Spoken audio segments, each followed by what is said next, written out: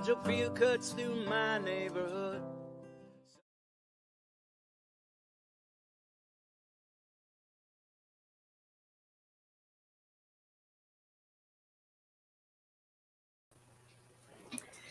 Hi, everybody. Welcome to another episode of Fearlessly Authentic. Tonight, we have a special guest with us. I'm going to bring him right in.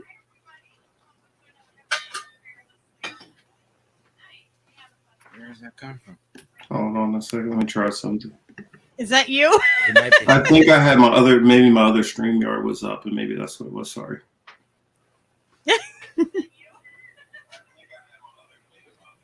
Make sure you don't have it open twice.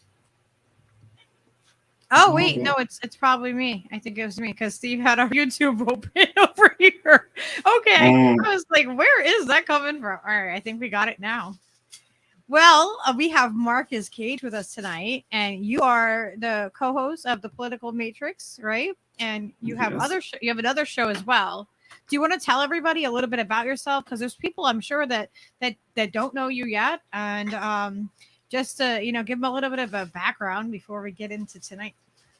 Yeah, I'm pretty sure there's probably a lot of people who don't know me. I mean, some people know me; they either love me or hate me, and there's not really a in between, I guess.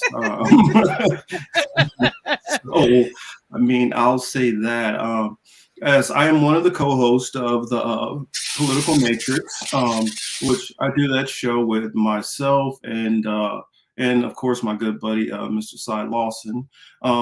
My original channel I started off was What I've Been Thinking with Marcus Cage, which went through a couple of different name changes, but it's still the it's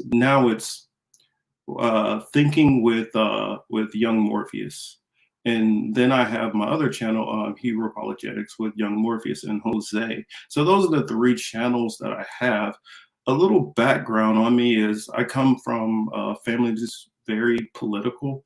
I grew up, deep in politics, like literally making signs, for campaigns as a little kid and for the Democratic Party. My family was very, very much Democratic, but different than a California Democrat, I would say, or a New York Democrat. I mean, growing up in the Midwest, as you guys can see, KC grew up in Kansas City. It's a little bit different where there are some more, I guess, could be described as right-wing views or whatever, or traditional views. And so some of that is always factored in. People there are still big on gun rights and, religion and things like that. Whereas the left today, religion is really shunned. And so, I went to the military, and some of the things I saw in the military pushed me more into being a peace advocate. And so I was a member of, Vote Vets and Iraq and Afghanistan veterans. And so we were pushing to get out of a lot of these conflicts, which we were in, all over the world, because we started seeing them more for what they actually were. Some people I know now, it's a little easier. You guys have internet, you can look up every single thing. But at the time I was going into the military, a lot of these things about what was going on wasn't as widely known. But I got to see a lot, and that changed my perspective. Also, growing up in the inner city, seeing a lot of things that were happening in the inner city, I became an early protester and member of, I guess, the Black Lives Matter before it had an actual name to it. And so, I mean, going out protesting for, Trayvon Martin and Jordan Davis and a couple of different people in the Midwestern region also. And when it got more politicized, I kind of got away from that. And so I was, believe it or not, a volunteer for the Obama campaign, making phone calls and door knocking and doing things like that. And then once I started, get a little bit more skeptical of the system, I was kind of like, all right, fingers crossed on Bernie, but I'm not very... Yeah, I don't know how far that's I don't know what he can get done, but if he can get anything done that he says, it'll be better than what's been going on.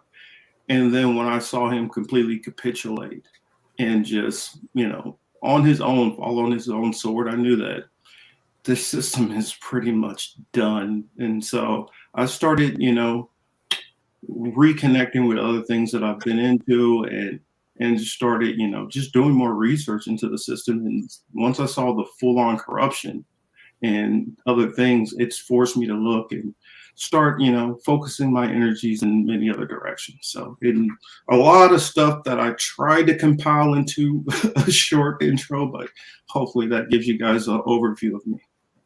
No, that's great. It's a good background. It's good to see like the evolution of where you started, where like where your family was, and kind of see like your evolution of how you come about politically.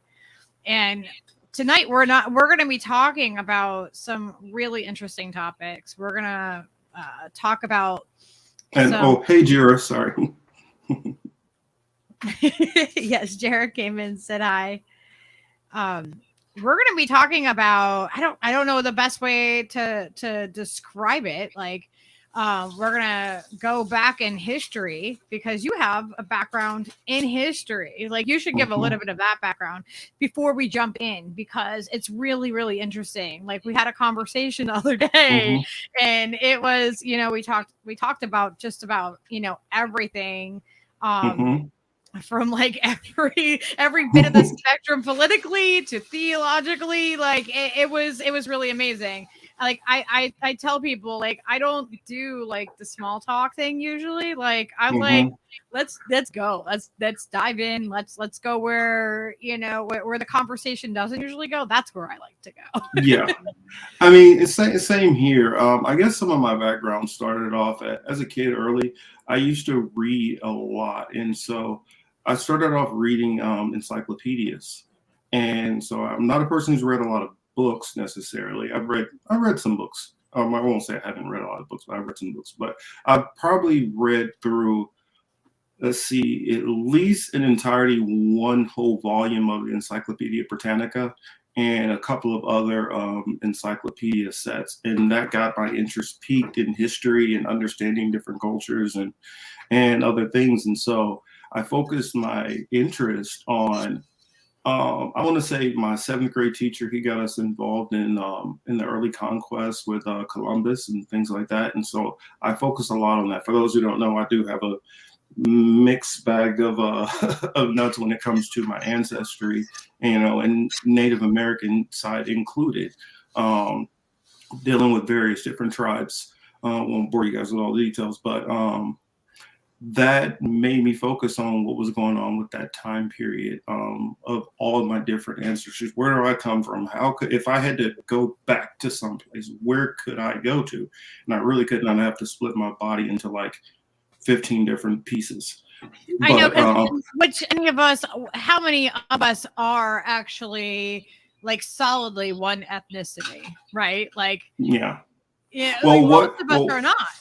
Yeah, what happens when you look at yours and you look on the outside, so-called African descent, but you have probably at least close to 50% of you is not. And most of it falls into the category now, they say Near East or Asiatic. And so, that goes into some of the different tribal mixings that I have and stuff like that. And so when you add up, yes, definitely. When you mix those together, it's like, okay, well, like if somebody told me, well, go back to Africa, well, what part could I go back to? And so that's when I started to have to more questions. How far back in your lineage do you go, right? Like, because, okay, so we were talking the other day and I was like, and I'm like, because we were talking about history, and I'm like, well, what about the Black Swedes? Because that's something I never hear people talk about. I'm like, and so I wanted to like see what you thought of the Black Swedes, because I will show you guys. I am a Black Swede. Like, so when I was little, I pulled this out right before the show. This is a picture of me as a little girl with blonde hair, and I had blue eyes. And this is typically what you think of as, how it's depicted for people when you think of a Scandinavian person, right? Like, that's how we're depicted. Well, some people also, I want to throw this in there too. A lot of people don't realize that some of the people who were going into slavery didn't all come from West Africa. Some of them actually came from Europe, thrown into the transatlantic slave trade also, because you did have the Moorish Empire went through there. And so those Moors came from various different parts also, some coming from parts of various parts of Africa, some coming from the modern day called Middle Eastern area, to various parts all over Europe. And so, hey, Alex. So it's a matter of finding out, okay, well, which Black people are you talking about from which different place? And one thing which has always bugged me when people say, well, like for instance, slavery, they'll say, well, Black people sold their own people into slavery. Africa is literally the most DNA, diverse place on the earth, and so you they can't have from like classify the all by shortest to the tallest people on one continent. It's really amazing. Well, even certain diseases affect certain ethnicities within the continent of Africa, which are different. Some naturally do have a more fair skin, where everybody will think most Africans have this. Well, if they have a lighter skin tone, it has to come from some kind of, Indo-European mixing, which is not necessarily correct. Because if you go to like the Sand people, they virtually have no mixing at all. But yet they are some of the lightest complected people on the continent, outside of, Danish and Swedes who have came into, South Africa. I heard that was just because there's more light on Tatooine. That's the main reason.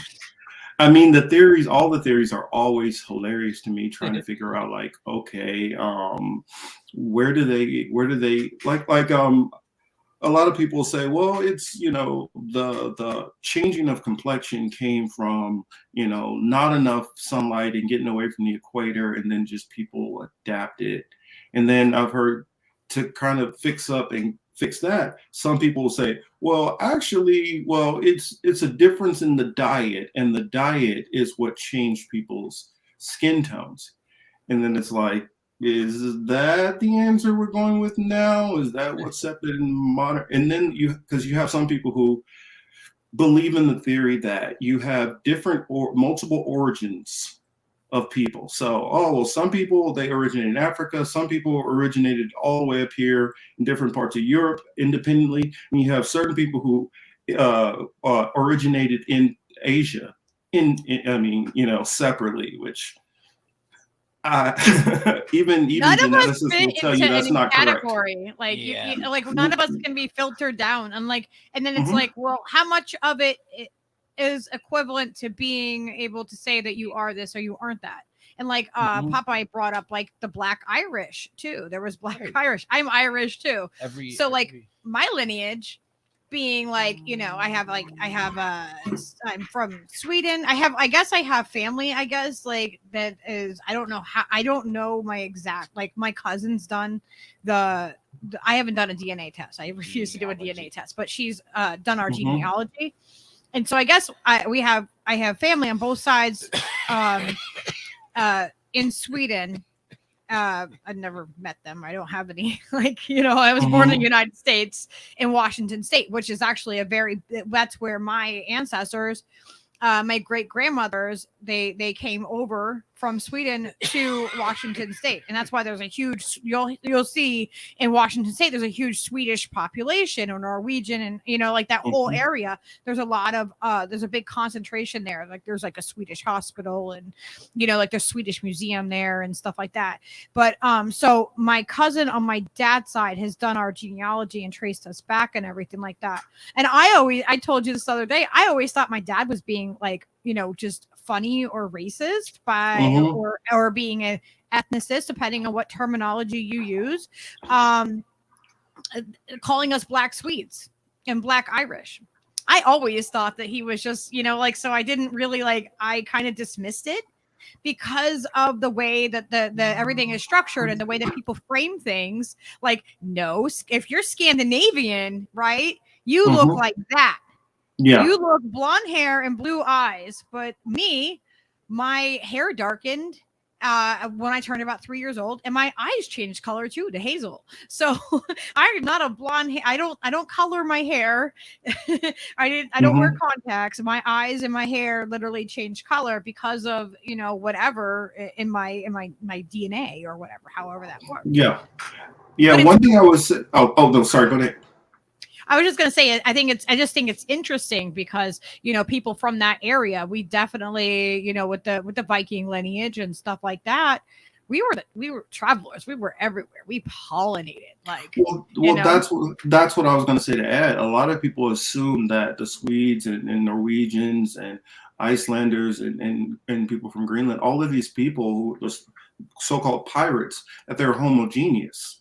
For one, that's a misnomer. That's not necessarily correct, because even outside of the people who would have been in that land, there were people who were either from slavery, from prisoners of war, that sometimes that they became Swedes and Norwegians and all of these different people. That's one influx you have to factor in also. Because people, whether, I don't know if it was all, I wouldn't assume that it was all consensual, but you put people together of different genders, like some of it going to intermix. You know what I mean? Like they're going to procreate, whether it was purposefully or not, or whatever the situation is. But procreation happened. I can tell you that. Like there was some pollinating happening, and to think that it wasn't, like that would be naive. Well, and then people also don't factor in, I'm trying to figure out what's the proper term. I think it's like a population emulsion, where you can have a group of people who start out as the original people of that land. And then you have an influx of people from another land, and all of that mixing over time might start to diffuse out some of the original phenotypes, characteristics, skin colors, hair colors, all of these things like that, because you have such a heavy mixture. I mean, so I guess for anybody who might be biblically knowledgeable, I'll use this example. It talks about the Israelites going into Egypt. Not saying whichever complexion or wherever they were. If 70 people go into a place full of millions and stay there for hundreds of years and start mingling with those people, it's going to become a time where you're not going to be able to tell which ones are which. And it's the same thing which happened in certain parts of Europe. You did have well, it's a little bit different. Whereas some of these people, this influx might have even changed some of the what was the typical or original people of that land. So as you can't tell who has this much mixture of the original people and who has none of the original people, because it gets to a point where, I mean, we can see it now. You take a person who's, let's say you take a black man and a white woman, they have a kid. That kid comes out and that kid is half black, half white. They marry another white person. At that point in time, you might not even be able to tell if that person has a black admixture. And these kind of things we have to factor in have happened throughout history, that you can't necessarily just judge solely on a quick snapshot of skin complexion. A lot of times once you go into the DNA, that's when you can start finding out, it actually shows that you have admixtures from these areas. And it shows, well, the reason why you're having these skin problems, that this denotes from these tribal people here. So it shows that you obviously have this admixture here, versus just looking at a skin complexion or eye color. I mean, 79% of the world has brown eyes. Yep. Yeah. Like green is the most rare. And then besides that, it's hazel is the second. That's correct. And then from there, like everybody else, it's I think it then goes blue and then brown or whatever. And there's shades of everybody in there, but those are the basic categories of how that works. So when I came across oh, sorry. Well, quick thing I'll add in. People who have blue eyes, genetically, they'll say something like 96% of them all come from a single relative. And isn't it weird that my eyes changed color? Very weird. Like I haven't met anybody. It's weird that we both have hazel eyes, which is a rare thing. Yeah, we actually, Steve and I both have hazel eyes, and my daughter also has hazel, but her dad has brown. Do you know where that comes from? Do you know which region of the world that typically comes from? No. From the Middle East. Oh. Cool. Mm-hmm. That's why there's always like really hot looking Lebanese girls with crazy greenish blue They eyes. do. They end up with like the really crazy eyes. Yeah. And Steve's are really weird. They look like they're almost blue, but they're hazel. Like it's really weird. Mine will change color. Like my eyes will change. Like if they change, like they change to this like mustard, like yellow color when I get really upset. Like my eyes will literally change to like that. You don't want to be near me.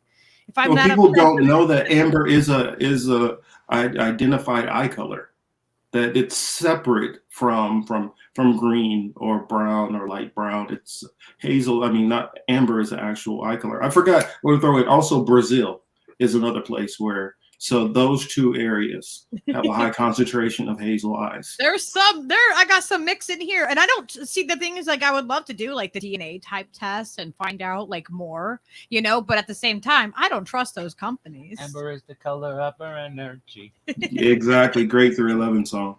I don't trust the companies to keep my information safe, or else I would love to get a DNA test. I agree. I really wouldn't want to trust them either. It's been said that they've done some different things, and if you listen to some of the stuff with the World Economic Forum, what they would like to do with DNA and stuff, I can get targeted bioweapons. Like, hello, I'm not going to make it easier. Yeah. Like I'm good with that. Mm-hmm. And so that makes it a bigger quandary. And then you have where some of the DNA companies are literally owned by government agencies.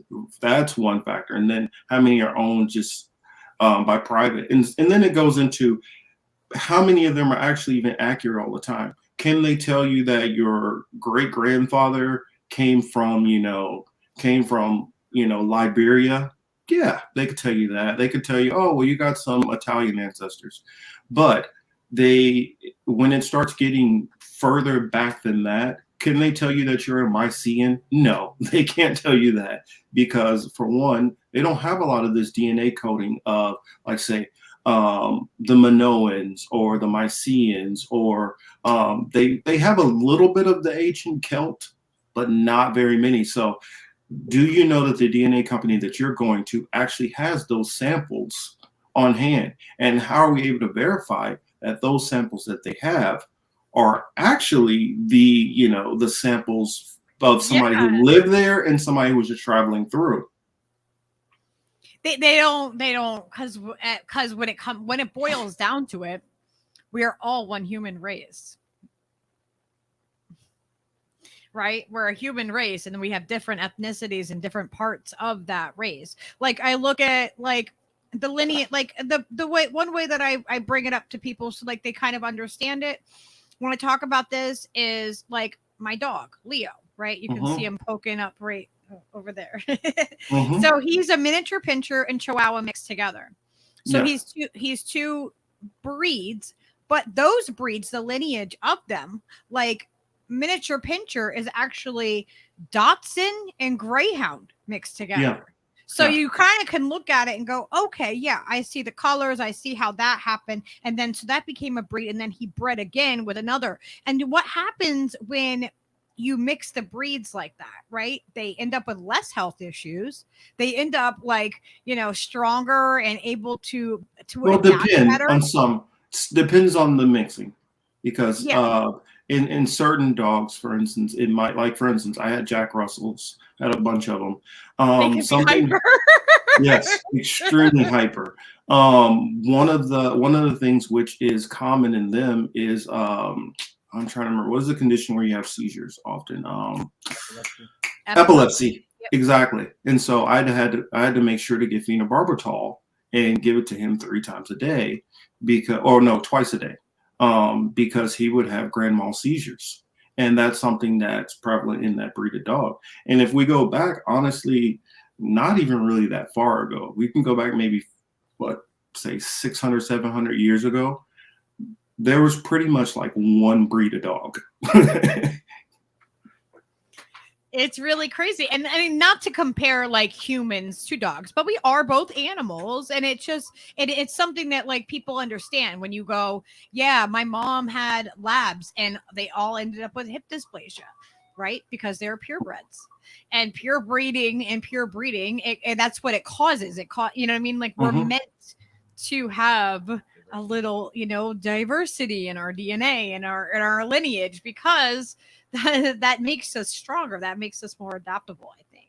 And that's why you look I at always like Habsburgs. mixed breeds, mixed breed dog. I'm like, yeah, the mutts are the ones that live the longest. Yep. Well, look at what happens when you overly breed too much too closely. Then you have too many problems. And if you look, especially with like the Habsburgs, and you have the Habsburg jawline, you had a whole lot of in parts of Great Britain, you had a lot of people who were dying of early age, people dying in childbirth, the mother and the child, and that had to do with a lot of close inbreeding. It also led to help me with the term, I'm forgetting it, when your blood is thin, the thinning of blood. Hemophiliacs. Oh, yeah, hemophiliacs. Yeah, like von Willebrand's disease is another thing. Anemia. Yeah, you had many members of royal family that would get it in one cut, no matter how small, and would like bleed out over it. Yep. Yeah, I know people who have von Willebrand's, and and it's very similar to that. And like, it's not as bad as like anemia too. Cut. Yeah, anemia. Yeah, because their blood doesn't clot properly. I mean, and you notice that like when you look at some of, not to go too far off topic, but when we go into like the FLDS churches, right? Like, and the Kingston clan that's, like over in Utah, and they have a bloodline in these cults. They don't want to mix with anybody else, and then they have all these health issues that are repeatedly having, and everybody's having them because they're interbreeding so much. It's not it's not healthy to do that. So I came across this before, and I wanted to get your opinion on it because you have so much information and so much more about the lineage than I do. So this really, when this came out, and I think it came out in 2019, it really, really bothered people. They had a negative reaction to it because they didn't like the fact that they were claiming that the first Swedes were actually dark-skinned people with blue eyes. So I wanted to get what you thought about this, because I could absolutely see that it makes logical sense to me. Like when I saw this, I'm like, yeah, that makes sense to me, because like I didn't spend as much time outside this year, but usually in the summertime I get really, really brown. Like people ask me like, like, what's your ethnicity? Because like it's on my dad's side of the family. My dad used to get really dark like that. And one of my sisters from on her side was like that too. But my other sister, they're both my half sisters. My younger half sister, that didn't happen to her. She's white. Like she is like very Caucasian. She doesn't turn like the dark, like we do, like me and my other sister and my dad did. So I thought it was really interesting, and wanted to see what your opinion was on this. Well, I mean, it makes perfect sense. Some of my research, which I did going back to Cheddar Man. If you even look up Cheddar Man, or for those who are not familiar with it, Cheddar Man is credited being a skeletal remains of a group of some of the very, very first Europeans, which were found in the great, I'll say the UK area. I won't say Great Britain. It's a mixture of some that they found in Ireland, Scotland, some they found in what would be different parts of Wales, and then extending on beyond that area. And the interesting thing which they found is a lot of those people actually had some similars in DNA with people from parts of North Africa. And you could also even see migration trails of people. And so that would, for a person like me who believes in the out of Africa theory, which for those who are not familiar, that everybody all descended from, our earlier ancestors that came out of Africa and then branched off into different areas. If you look at most modern Europeans, or as I say, Indo-Europeans a lot of times, because that's more specific, it shows, a trail that you could mark coming out of Anatolia or around that Black Sea area, and then one taking a trek going along the Mediterranean coast and going around to what would be like the Iberian Peninsula, and then you have another group which went further north and continued up along the lines of the Caucasus Mountains, and then they started to come across into the northern regions, going around the top parts of Russia and Siberia into those so-called Nordic areas. It's really interesting when you start looking back at it. But they don't teach you this in school. No. Not me growing up, you know what I mean? I was a military brat, and so I went to a million different schools, and it was like a huge adjustment because every school did everything different.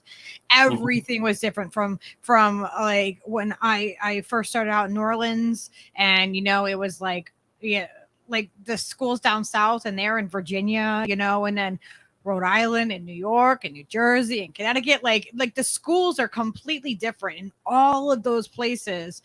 And so do you know why? Why? Well, because you had what was the Daughters of Confederacy, which had a huge impact on the textbooks. And so they kind of put certain things more prominent while pushing a lot of other things out of the textbooks, more so in the Southeast region, are going all the way over to at least Texas.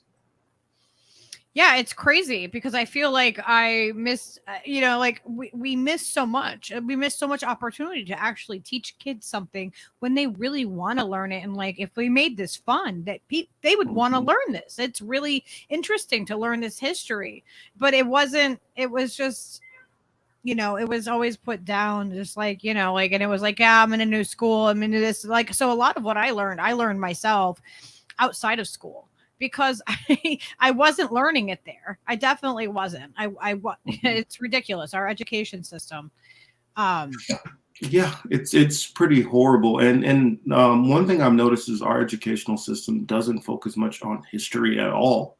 I mean, you get the kind of quick overview out. I mean, like a lot of the kids on the West Coast don't really even learn a lot about slavery or what happened after slavery, or a lot of the Trail of Tears and a lot of those things like that are kind of like skimmed by pretty quickly.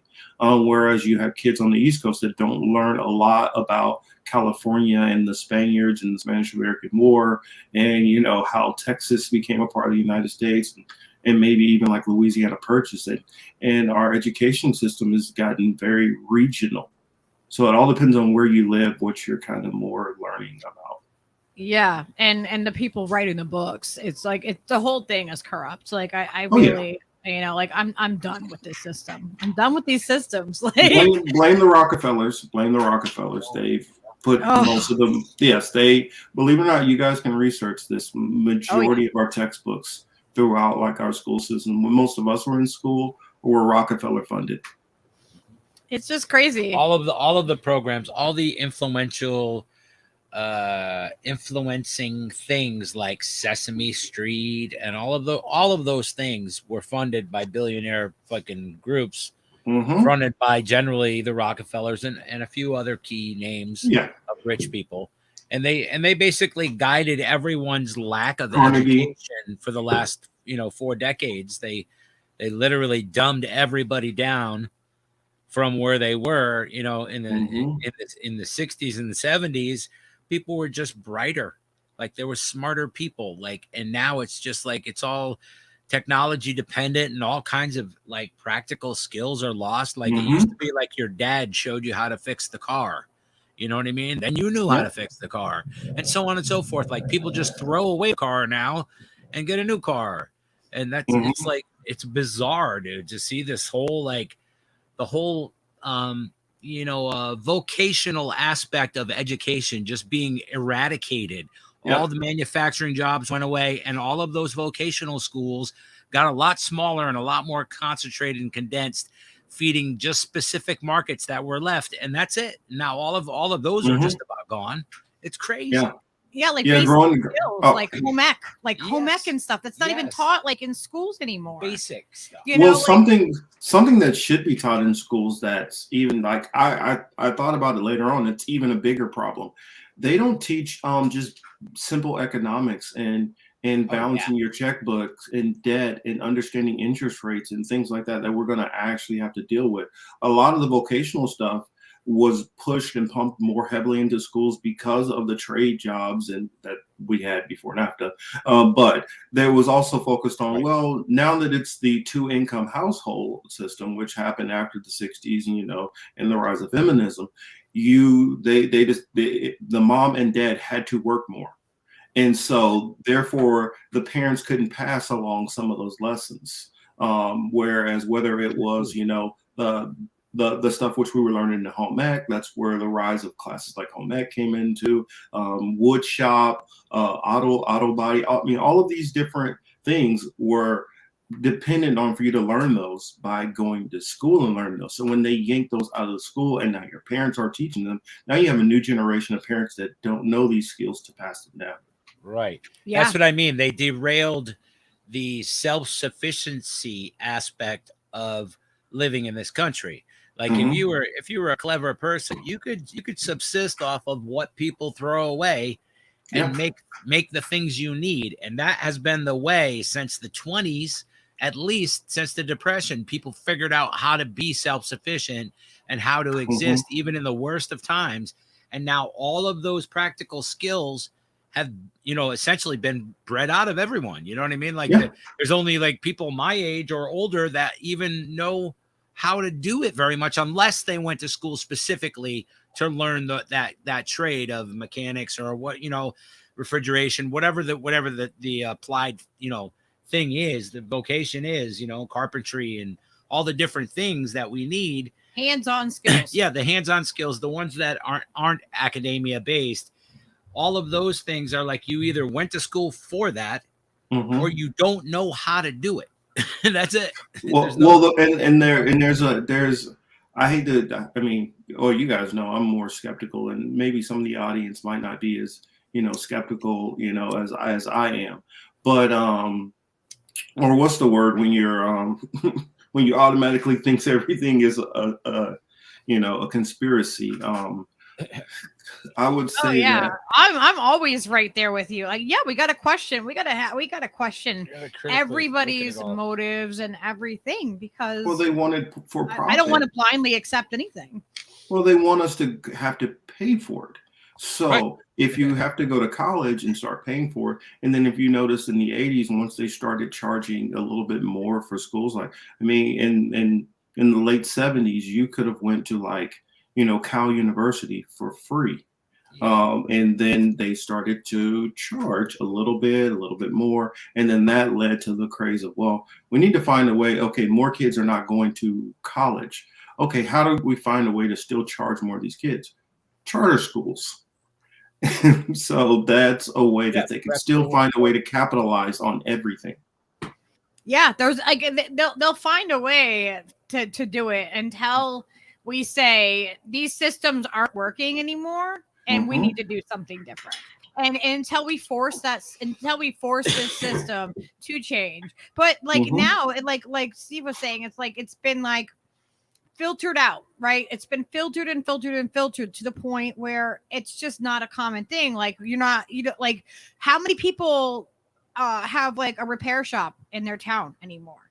If your vacuum breaks, what do you do? Your washer breaks, what do you do? Do you have a repair shop? Do you take it apart? Do you try to clean it yourself?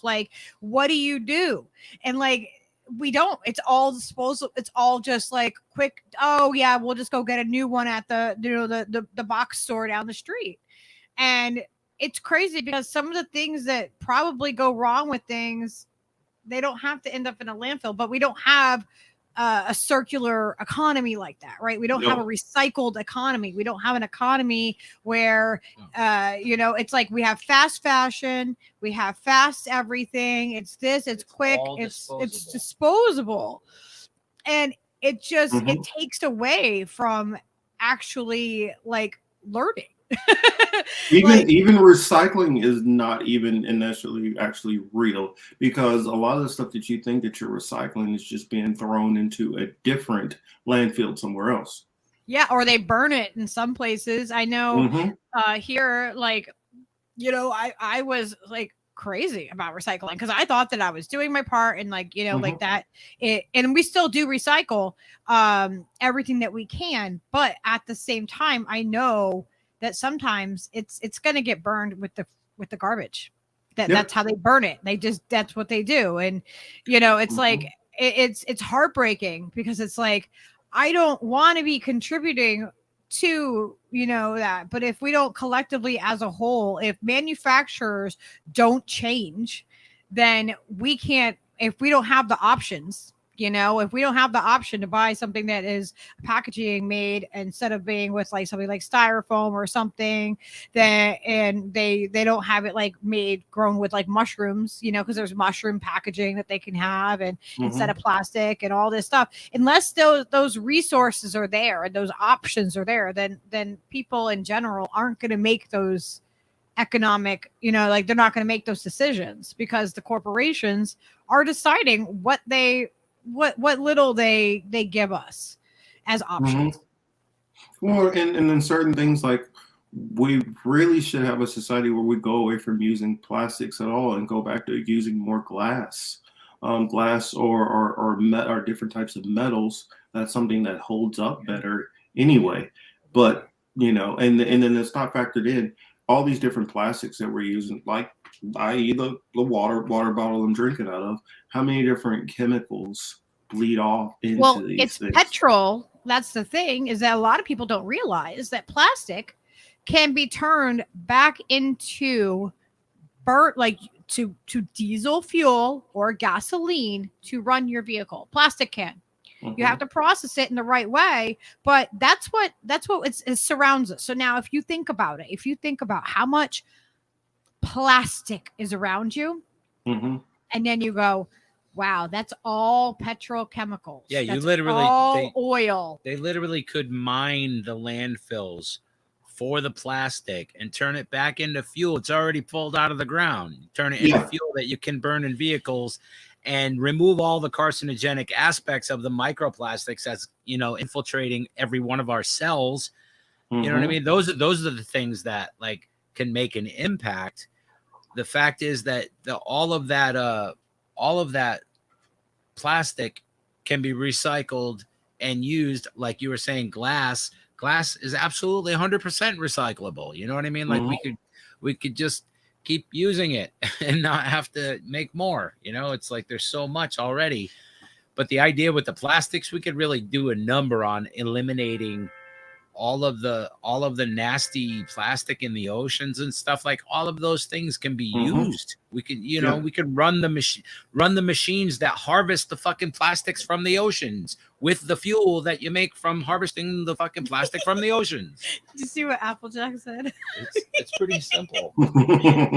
The man who stole my name been dying for this stream. I'm probably older than you, Applejack, though. Yes. Yeah, I think you probably are. Because we're like the same age. Yep, he's younger than us. By a few years, yeah. That's just funny, though. Well, if it's any consolation, there was a big fight over my name, and my mom was going to name me Hector instead. So. Really? Hector's cool too. That's a cool name too, but yeah. I think Marcus fits you. Mine not. I collect Marcuses, just so you know. Funny story about my name. When I was born, my mom said that she wrote Stefan on the birth certificate, and she wanted to be Stefan, not Stephen. But I ended up being Stephen, and I was Stephen Everett Cutler Jr. So, because my dad's name was Stephen, but she wanted it to be Stefan, so I wouldn't be a junior. And he was like, no. And so I'm Steven now. Thanks, Pops. It's crazy how that works. Yeah. Yep. I was supposed to be Hector Fabian. Oh, wow. Oh, that's a cool name. So you could be like, you that. could have been like a lounge singer or something, man. I know, right? Oh, that's so funny. So digressing back. So this goes in to tell us about how like Black history is not something that's inherently You see what exclusive. I'm sorry, I don't mean to interrupt you, but Applejack said, "Holy shit, my mom was going to name me Hector. My aunt argued that her ex was a Hector, so she changed it to Marcus." True What? story. Are you Wow, that's we're gonna have to talk about that when I have you on the show. We're gonna have to talk about that. That's crazy. I know. Wow. That's why I figured it bared mentioning, because what? It bared an interruption. Yeah, that's Yes. crazy. No, it shows obviously we have some kind of kinship, some kind of like cosmic thing going on that we might not understand. We need to talk about it. Synchronicity. Yep. It happens though. Serendipity. Like the conversations that are supposed to happen, the people that we're supposed to meet. I feel like it happens the way it does for a reason. There's always a reason there. We just might not always know it at the time. And sometimes people are in our lives for a short period of time because that's what they were supposed to be in our lives for. And then other times we have people in our lives for our entire life. And that's because that was what was meant to be too. But yeah, that's crazy. That is so crazy. Okay. So it starts talking in this article about Black history is something that's not something that's inherently exclusive to America. Mm-hmm. It spans the hidden corners and crevices of the world around us. With that said, there's a new documentary from SVT about Sweden that makes a very interesting claim. The first Swedes were dark-skinned Black people with blue eyes. And they named it the first Swedes.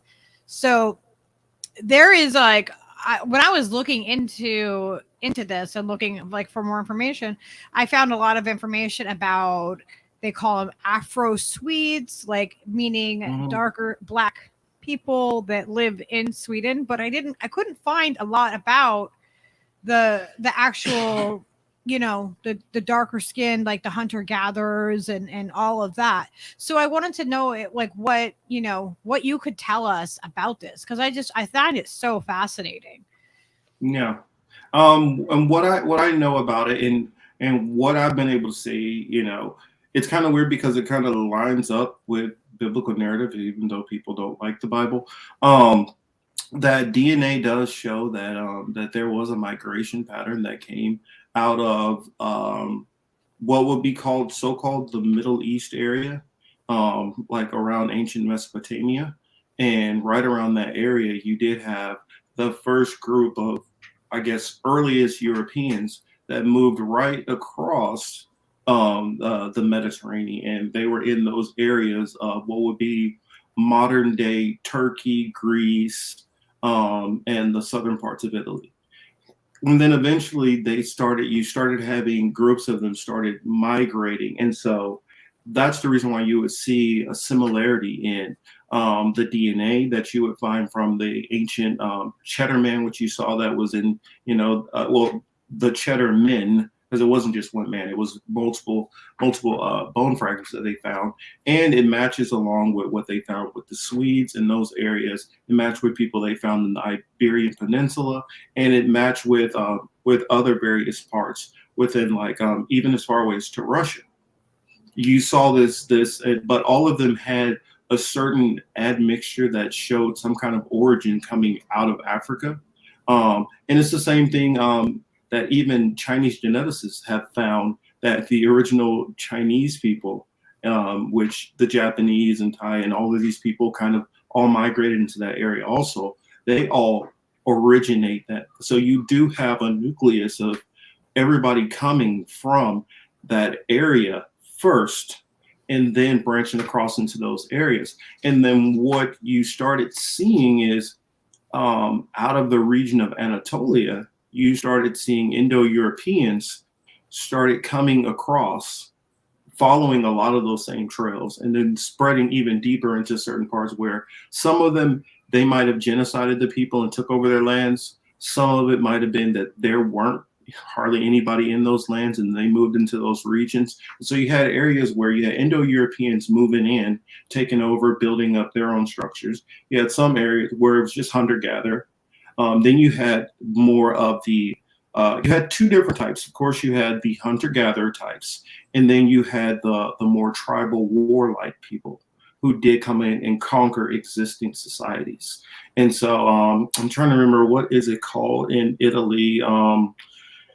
The ancient people who were there, because in Greece you have the Mycenaeans and the Minoans, which you could see that origin linking to a darker people. I don't necessarily say black people, because I'll just say a melanated, a brownish color, because it could have been somebody who looked, as jet black as, somebody, it might be from the Sudan, to somebody, who could look like a modern day Middle Eastern. And so you had that range of brown. And so if you have people who have modern Indo-European features, that the lighter skin, that mixing could very easily mix out some of the darker phenotypes faster. And so you're able to see from easily the time of right before Alexander the Great, or what people call Alexander the Great. I don't think he's so great. But when he started going in and he started taking up Etruscans, thank you. That's who I was thinking of. Etruscans specifically, but all three of those groups are the groups of they were a mixture of melanated people who were already in those regions in Italy, and they're starting to branch into more mainland, deeper parts of what would be Western Europe. Well, what started happening is you started seeing that influx, and some of it came from, like I said before, genocide. Some of it came from marrying in to some of these groups of people. Some of it came from partnerships, and that's when you started to have, when Europe started, the phenotype started changing. Now, for the predominant Europeans, now this is something which a lot of people don't connect when they think about it. When they think about ancient Rome and these different places, they were not homogeneous regions either. You had people of various different shades, the same which you had with ancient Egypt. Ancient Egypt, you had a predominant phenotype, and then you started having a mixture of people, and some of them were people who came from other places. Some of it was through marriage and things like that. Some of it was slaves, which they married, and all kind of different things, because we gotta remember, at these points, certain places took over as the focal point of the world. You had the ancient Sumerians, where that was the biggest known society. Then the Babylonians, and then you had the Persians and Medes, and you had Egypt, and you had Greece, and you had Rome. All of these were never homogeneous zones. Yeah, I mean, you had people that were enslaved from like every ethnicity, every background, right? Mm-hmm. Like there are people that, like Native Americans to like to what we call the United States now, and Canada and all that. Like they had slaves of their own people as well. Like instead of saying own people, let's say rival tribes. I prefer that better. Yeah. You definitely had tomahawks, for instance, who owned slaves of various other Native Americans. The Aztecs were notorious for owning slaves, other Native Americans, and sacrificing them. Sometimes even cannibalism. That was something. And then there was arranged marriages to solve problems. There was. Yes. There was awful things that happened.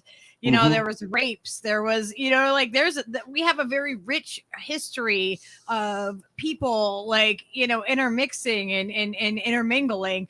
And I really wonder if this was actually taught as a real history in school. No, I can tell you that it was though. Can you imagine though, what would be the mindset of people that go around and are like, oh, I don't like you because you have a darker or a lighter, or you are from this part, you know what I mean? Like your lineage is from here or there. Like imagine how much of that would it wouldn't matter. Like it Yeah, I think amongst the average person, against the average person, it would eliminate a lot of different things, especially if we had more understanding of self. But the problem is you have the elites, which I do believe that they have an agenda, and I do believe that they favor this person over that person. Whether you want them to favor you or hate you, it's kind of out of your control. Yeah. But I do believe that they do have like vested interests, and they do see the world in more so, to be blunt, white versus everyone else. But it's ridiculous because I mean, how many of the people that are, racist or ethnicist against somebody else, like, do they even know what is in their own lineage? You know what I mean? It's been found out that literal Klans members, they look back and their father's father's father was a freed slave. Many of them, I'm trying to remember who it was, but somebody not very long ago, he had to like step down from like being over like some faction of white supremacists because he found out that he wasn't actually, that he had that mixture. And when you're dealing with those people, they have this idiotic one drop rule kind of stuff. And like even the Spaniards, a lot of people, like, they think America has a bunch of different racial classes. Under their caste system in slavery, they had over 16 different ways that they would break you down. Oh, well, you're half Spaniard, half white, half this. And so you had this percentage of that, so you're an X. And then you had this percentage of that, and you're that. And so they literally, you have people who look exactly the same, but they're classified as something very different because of how big of a racial undertone and like mentality that the Spaniards and the Portuguese had. Yeah, like they say, like, you can, like, your DNA, like, although our skin tones are very different, like our DNA could be closer in, I don't know, they could be closer together. Like they could match more than someone else that I could find that's another lighter skinned person. And that, that doesn't mean that our DNA wouldn't be closer. And like, it's crazy to me because all of these things that people base it on are learned. It's all learned behavior. Yeah. When you're a baby, you put little babies together. They're not like, oh, I don't like you because your lineage is this or that. Like it's taught. The hate is taught. Definitely. So I can imagine, like, if in school we were actually taught the real history, it would still be lines though, because the start of the whole thing is those divisions that people have with each other, like even in a tribal sense, where, you know what I mean, they live in this shared community, and those people that interact on that level with each other, and someone dies or someone gets blamed with the overwhelming death of someone else,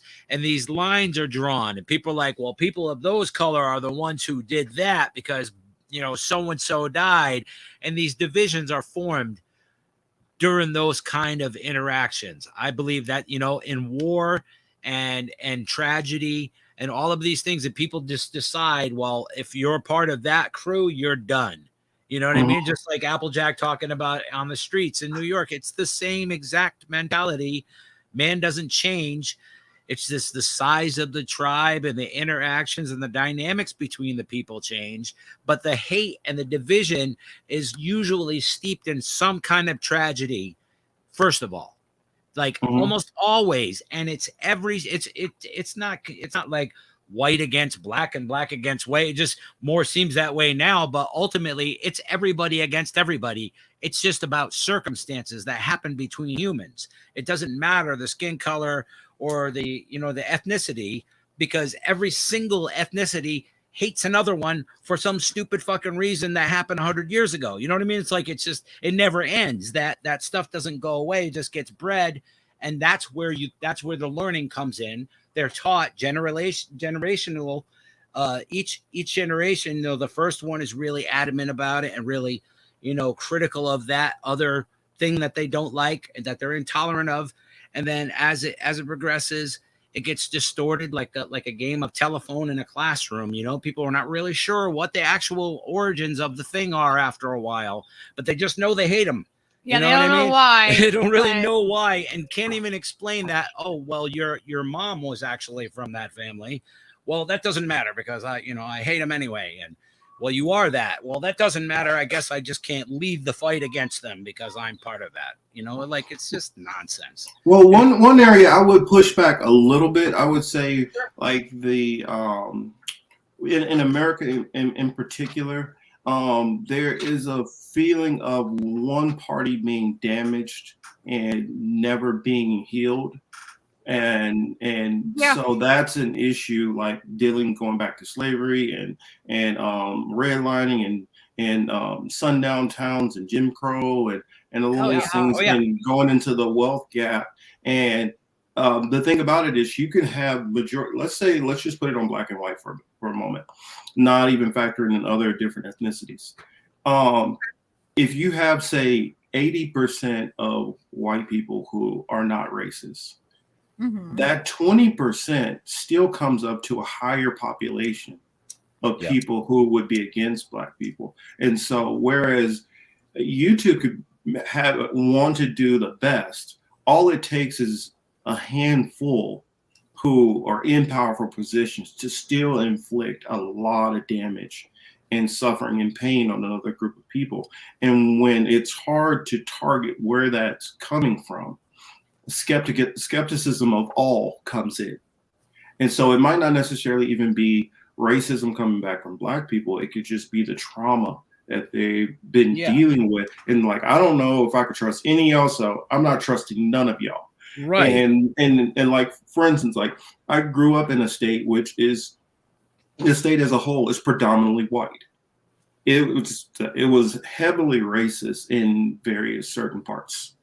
And I could do nothing at all to interact with some of these people, but I could still count on me and every single person I knew, even if we don't have a hatred of others, that we are going to receive that same hatred. I mean, no matter what we do, no matter, we could try our best to dress the certain way you want, speak a certain way, some kind of bigotry or racism is going to no one should have to conform like that. Nobody should have to conform. And I think that's kind of what I was poorly expressing, is that they're on each level of interaction between men and women, there are things that cause people to feel a certain sort of way. And if they feel that way strong enough and can justify it to enough people, they will assume that feeling as well. And that's what we're dealing with, is generations of this kind of stuff and the manipulation of the facts and the distortion of time. All of these generational trauma for the trauma people. of the events that actually took place to the people to cause them to feel that way in the first place. You know what I mean? Those things are never addressed. So it's just like an exponential, like a snowball going down the hill. You know, it's gonna keep eating up everything. Something most people don't factor in either, that psychologists have been able to prove this, and scientists have proved this also, that trauma is actually passed down. Yeah. Also. Oh, yeah. It changes your DNA. It's definitely. Yeah. And so if you have generations of trauma, even if you haven't experienced it, it puts an anxiety on you that you might not even know where it's coming from. Yeah, it can be subliminal. But yeah, exactly. Yeah, it can just be, you're just there and just feel uncomfortable. Yeah. It's like a residual gene, like, you certain things are passed on. So absolutely that trauma is absolutely passed on from family to family. And it's a palpable thing too. It's kind of similar to, like, if you go to a place where something heavy happened and there's kind of just this feeling. We're in New England of energy. You go to battle places where there's wars have been fought, it's a palpable sense feel it, like of something. The heavy, something transpired there, and like we're perceptive of it, but maybe just on a minimal way. But I think everybody kind of gets that sense of melancholy when you go to Pennsylvania and you know, like there's so many places where so many people died, and you know what I mean, that heaviness and the psychic scarring that's happened across generations, that shit never fucking heals, man. Yeah. And also because a lot of people just like want to dismiss it or like not acknowledge that it happened. Yeah. Like it means a lot to somebody if you can at least acknowledge that they had trauma, that there is generational trauma that is passed on. And although I might not be doing those same things, that the generation of trauma has happened to somebody, I can still, you know what I mean? Like it can be a triggering thing. Yeah. But I can absolutely acknowledge that changes your DNA. It like, you know, it's passed on just like anything else. It manifests in lots of ways. Yeah. True story for me. Just in my mom's side, my grandmother, they are children who were born right after Tulsa or Greenville, Oklahoma, when that town was destroyed. Their parents survived through that. And so imagine what that's like to survive through that and watch your towns and everything be completely destroyed, all your records, everything, and then be forced to move to another part of the town. And then some of those ancestors, even before that, which come from the native side, some of them were forced to Oklahoma in the first place from places like Mississippi when they were pushed off of their lands, you know, Trail of Tears. And then you have people where some other family where they had to deal with the Spaniards, you know, conquering them, genociding them and all that. And so on both sides of my ancestry in every different way, there is that trauma that I know that sits there. I do not put Steve in a cage. That's not. They make a lot of rumors up on this show. You know, there's rumors that I'm made of wood. You know, that I have webbed feet. It's okay. Like we mix it in. We mix it in.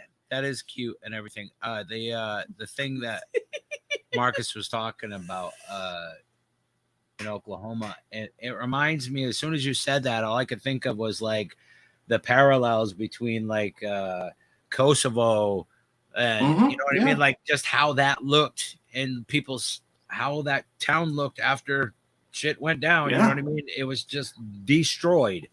So that's exactly what happened there. It's ironic you would say that. It's insane.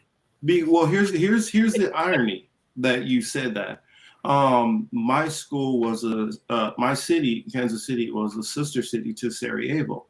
And so in my school, we had a lot of refugee students which were coming from those areas. And so they were telling us of the accounts and stuff that they were going through.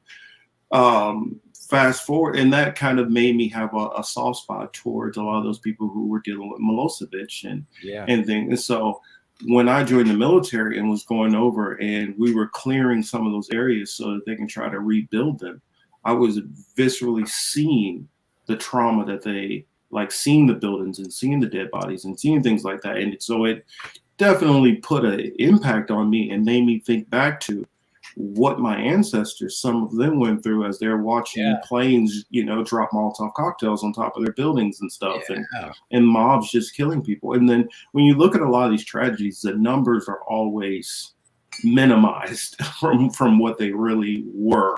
I mean, I did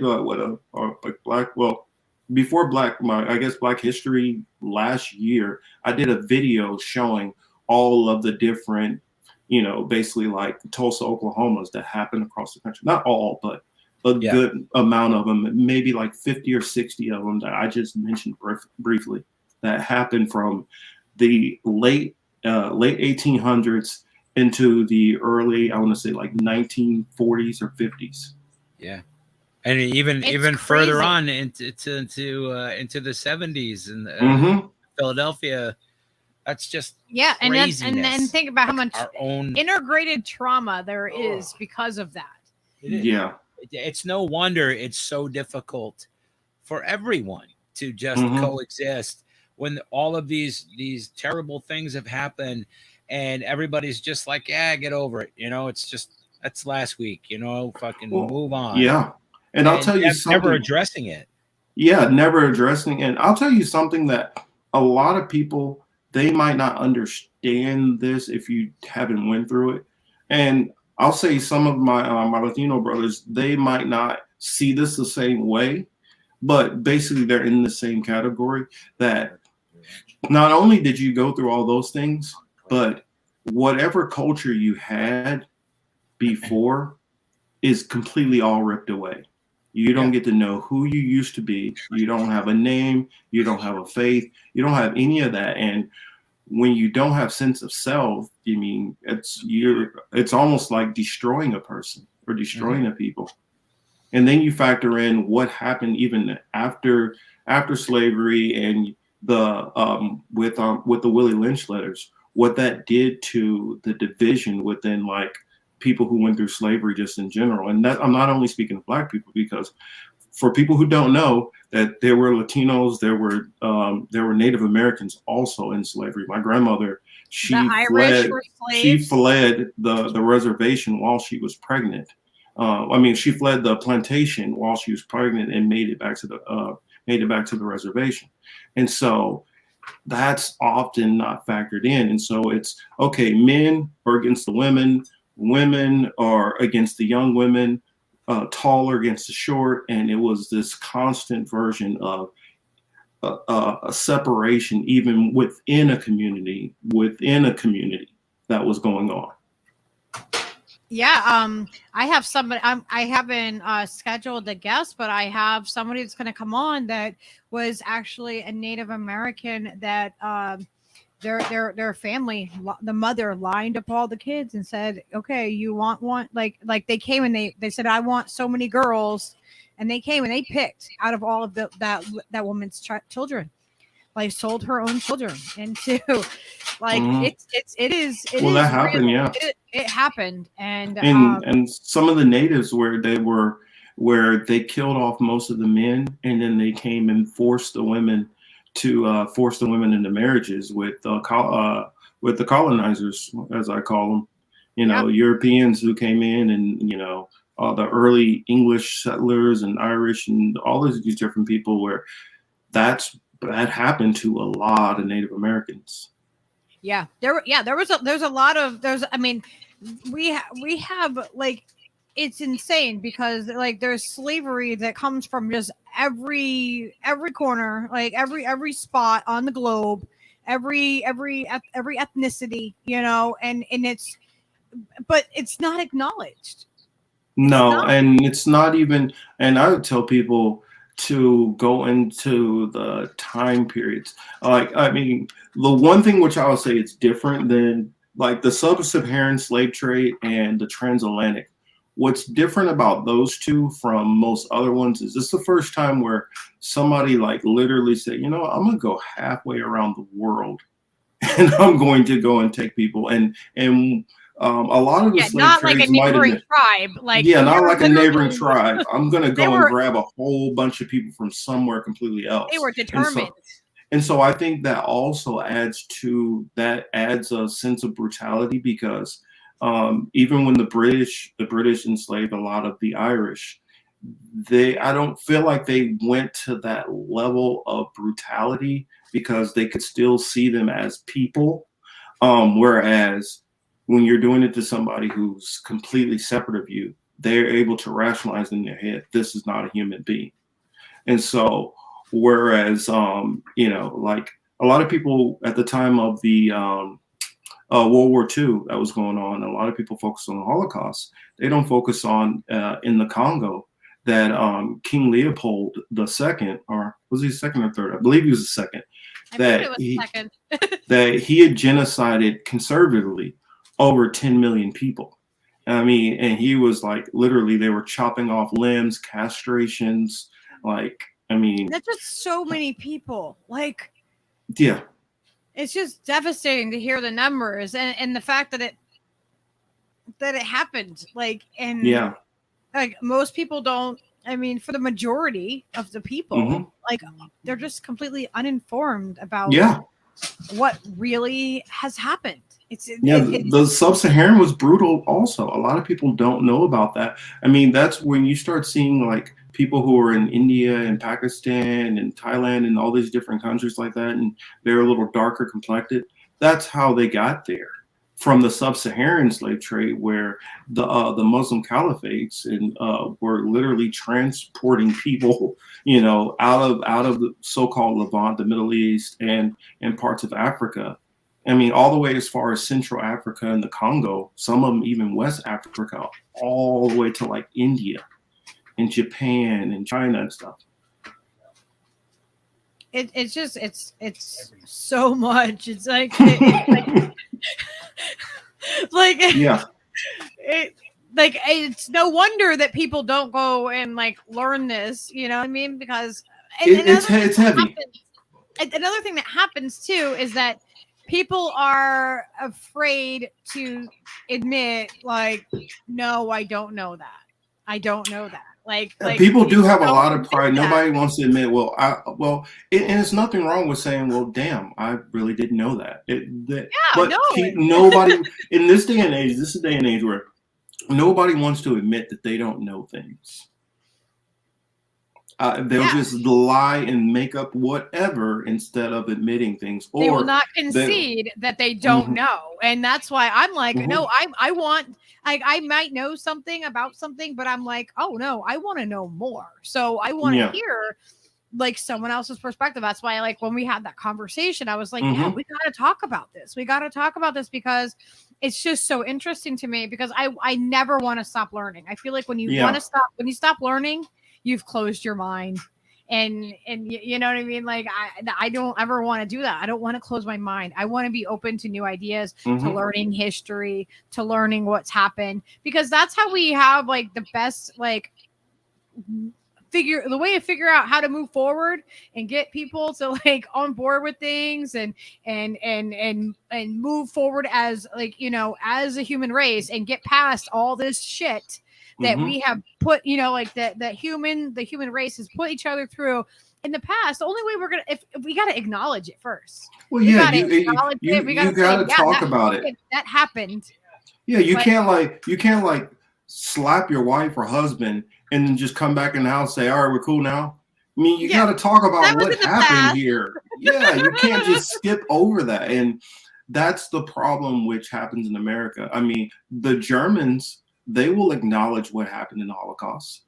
They'll talk about it and, hey, this is messed up. You have people who are in China that are admitting people in Japan that are admitting what they were doing in China, which a lot of people don't know this, that they were taking, during World War II, they were taking people out of small Chinese villages and forcing the women to be concubines or sex slaves, and brutally murdering them and all that. Sorry, I know a lot of dark stuff about history, but no, I want that. This is the place to share it, though. Like, this is the place. Like, I want to know these things, because that's like I said, that's how we evolve and how we move forward. If we can't acknowledge, you know what I mean? If we can't talk to each other and be respectful with each other, and we can't, we can't do that, then we're not going to get anywhere. We're not going to, as a society, get anywhere. We're going to keep spinning our freaking tires in this mud, and we're going to be like, yeah, generations down the road are going to be like,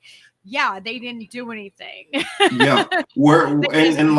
And I'll say, like, what kind of, where the Irish and Scottish, I guess, are a little bit different as far as the transatlantic slave trade from a lot of these other countries, is some of their people went in as slaves, some went in as indentured servants, but also some of them did own massive slave plantations down in the Caribbean.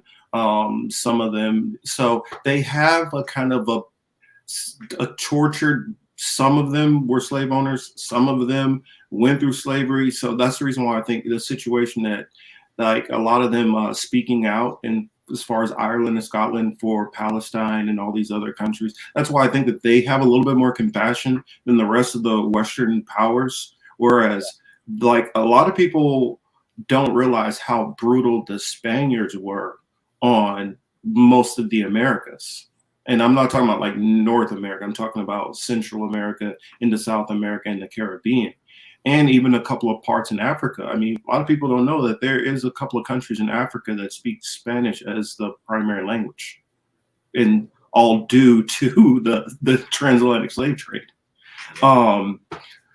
But it's great because a lot of like their own culture gets erased by completely erased. Whoever is coming in to dominate that culture. Yeah. It's like we live in Connecticut and we live on native land, and we know the native tribes that that were here and some of the history of it.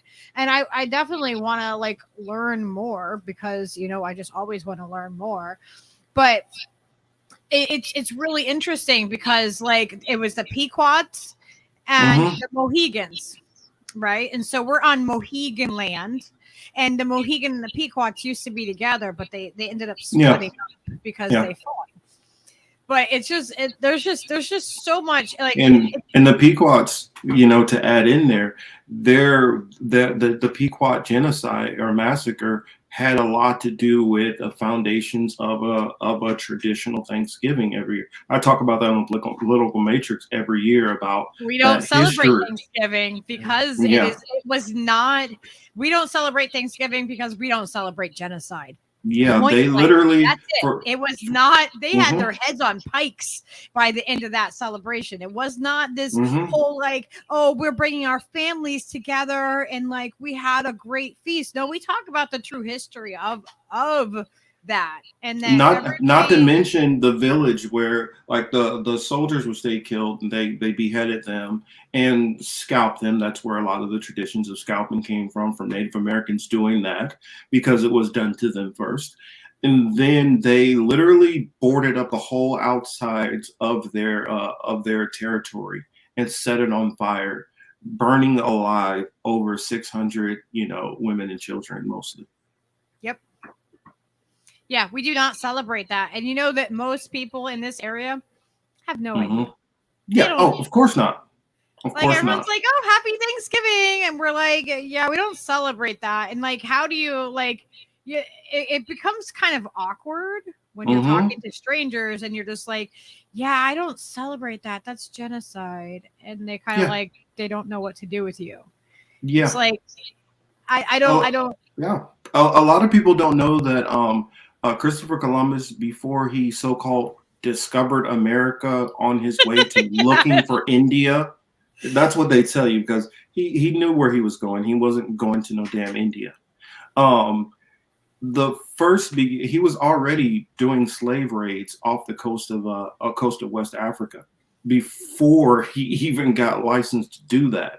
That's how he knew about the land that was over there because tribes in that area used to go back and forth and do trading with the natives. So that was something that was already established. Some actually went over there and stayed and built up their own areas right amongst some of the native tribes. And then some just did trading back and forth.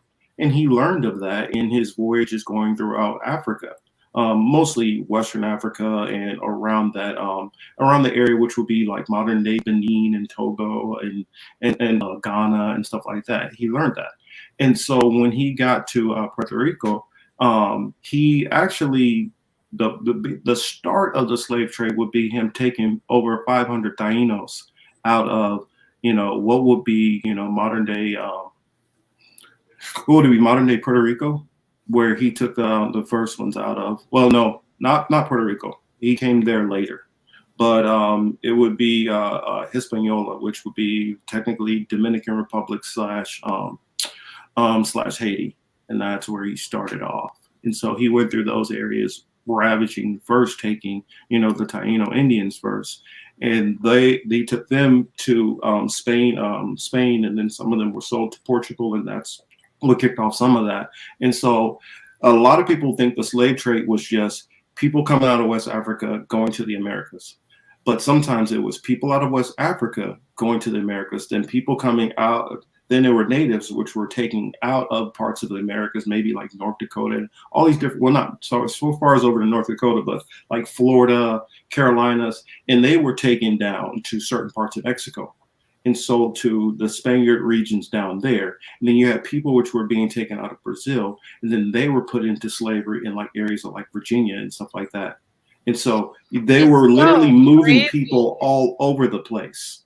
And so they were taking some of the expelled people out of Spain and then putting them in new colonies in Spain that had in North Africa. So they were literally moving people all over the place and not exclusively just there. And then a lot of people don't realize that the slavery out of West Africa, majority of those so-called African slaves went into South America, went into areas like Brazil. So that's where majority went. So, you know, the numbers that we're talking about here, if you really factor in how many people, not only looking at Black people involved, but Native Americans, we're talking about easily hundreds of millions of people that were involved and displaced and genocided. I mean, my numbers, if I was having to qualify, enslaved, genocided, or some kind of illnesses, whether it was, you know, sicknesses that were passed, we're talking probably 250 million. That's just crazy. That's just crazy, you know. And I, as you're saying all this, I'm picturing in my head like all these like lines of like people being brought here and here. You know what I mean? I'm like, oh, there's maps for it. And I'm like, but being a creative person, I'm like thinking about it in my head, going, holy shit! Like it's like they just. Pretty much all of Europe was involved. Every European country, except for maybe like Russia. Russia was like the only one that like had very little to do with it. But like it was like, so this group over here was building the ships. This group over here were building the ropes. These people over here were insuring the boats. These people over here were insuring the slaves. These people over here were providing food. And these people were providing the troops for the ships. And then you had pirating groups outside of those governments or kings who were doing it also. And so it's, when you understand how widespread and massive of a endeavor it was, it's kind of hard to wrap your head around it all. It is. It's a lot. It's so much when you start really like breaking it down and thinking about how many people were moved around like as if they were cargo. As literally. And people don't factor in like what the slave ships were like. They just see like some video and they see some people sitting hunched together in chains. That's not how it was. Like you were literally like packaged a certain way. You stayed laying like this, interwoven like you know, Lego pieces. Yeah, you had to go to the bathroom? How do you think they went to the bathroom? On each other, vomited on each other. And think about it, women during their menstrual cycles, all of that going on all at the same time. Think about all the unsanitariness that could happen being in a crowded space like that. If one person got sick, you know, I mean, and there were people that decided that they were like, I'd rather die. Yeah. And so when they bring them up to feed them, some would jump off. Yep. That's why some people, this is rumored that this is why that's a heavily shark infested area to this day. That area that goes from that tip of Africa right there going to the southeast part of the U.S. Oh, wow. Really? Yeah, because of the sharks used to follow the ships for when they would just toss off dead bodies. Oh my gosh. Yeah. I've never heard that before, but it makes complete logical sense. I can see why somebody would say that. Absolutely. Holy shit. I mean, a lot of people don't know that, like, for instance, George Washington, like everybody talks about, oh, he had wooden teeth. No, that's not what he did. He had slave teeth. He had slave teeth. He literally plucked out each tooth of a slave to make his dentures. Yeah, so it was fine. You know, their teeth were fine for him, but otherwise they weren't anything human. And like he did that without, like there wasn't No modern anesthesiology. They didn't care, like how that person felt having a tooth ripped out of their it's actually your teeth are actually implanted into your skeleton. That is your skeleton. You lick your teeth, you're licking your skeleton. So, they're really well, and then you factor in also modern gynecology was basically founded off of experimenting on slave women. I mean, the whole they used to literally use babies for gator bait. I mean, that was stuff that happened back then.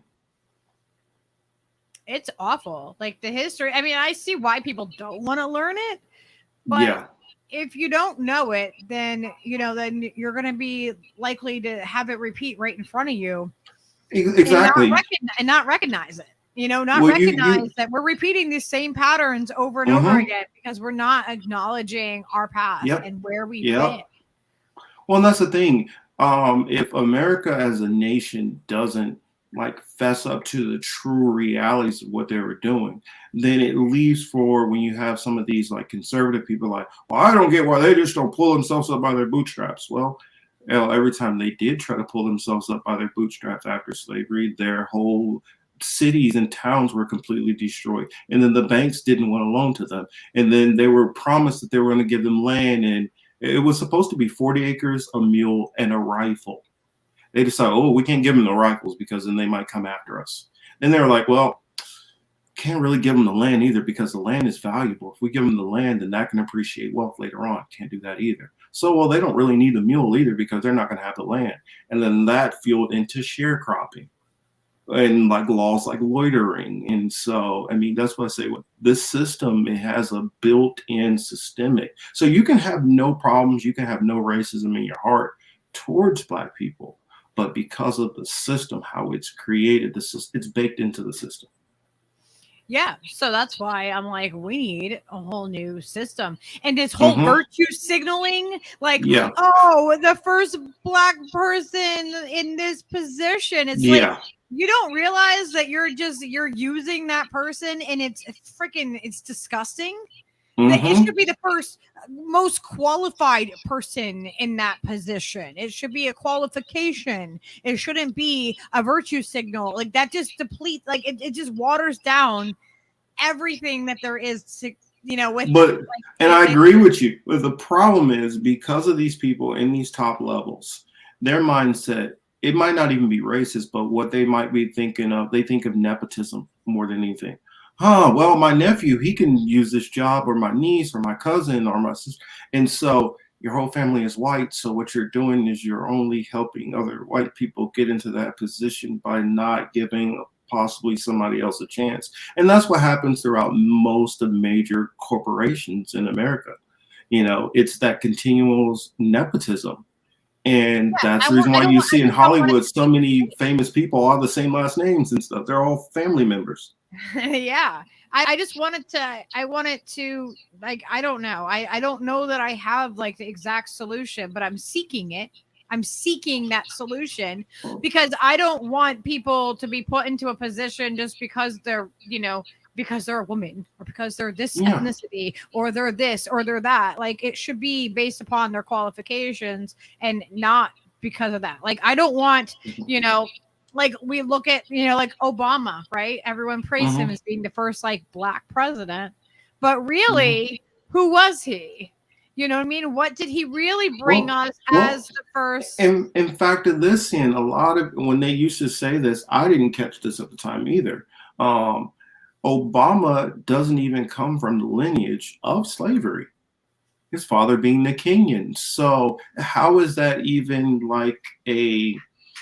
to the descendants of slavery? That doesn't matter. You just brought somebody who has basically ancestry of an immigrant in. And so it's separate from helping the so-called Black community. Exactly. That virtue signal doesn't actually elevate people. The same with Kamala. the same with Kamala. I mean, Kamala, we'll say she's that we can confirm half of Indian descent, but even her father's ancestry is murky. And when you know that her great grandfather comes back from owning slavery plantations, was it the Harris plantations, which were in Jamaica, going back to Irish slavery. So it gets. Yeah, when you start seeing, no, it doesn't matter which complexion these people typically have. It's all going back to handfuls of people who have always had power on high levels. And so they look for, well, let's see if we can find another person who has a melanization, but still within the club. It's really ridiculous when they filter us through that way, right? Mm-hmm. Because you can have somebody that is light-skinned as me that has black in them in their lineage, mm-hmm. and you wouldn't know it, and people could assume whatever they want. Mm-hmm. It's so gaslighting. It's like what are we going to have like a card? You know what I mean? Like, oh no, I check these boxes. You know what I mean? Like. Well, see what it'll have to be, I think, honestly, is since there was so much of a line that was put to stopping certain people from raising, and I don't know if you're familiar with the term muckraker. The term muckraker goes back into, well, we already have this underclass, and so we're going to have a permanent underclass of people. And so that goes into the so-called moniker, don't attack me people, where it comes white trash, where there was a group of poor whites where they would keep them in this level and tell them, well, at least you're better than the blacks and Mexicans and natives. And so they would keep them in this level so that they would do a lot of the firsthand racism stuff and the KKK and stuff like that. And they would just give them just a little bit more so that they would feel like they were above them, so they could do the dirty work of keeping all these other people down without having to be the direct racist. But they were the ones who were pulling the strings to make them. It's kind of like saying, you know what? Hey, Lucky, I know you don't really like that guy over there. What you really want to do is you really want to shoot him. Hey, here's a gun, by the way, and I can make sure that if you do it, nothing will ever happen. Nobody will find out. That's kind of in essence what they did. They put it into people's heads. They manipulated the shit out of people, and they're like, well, at least you have a little bit more than the other one, so you know you'll be okay. That will suffice you enough. It'll pacify you enough where you're not like you're like, oh well, I'm doing better than these other people, so at least I'm not as bad off as I could be. It's like telling somebody that is like close to being houseless or like living on someone's couch saying, well, at least you're not like in this tent on the street, or at least you have a tent on the street instead of being without one. At least you're not sleeping in a doorway. It's like that doesn't.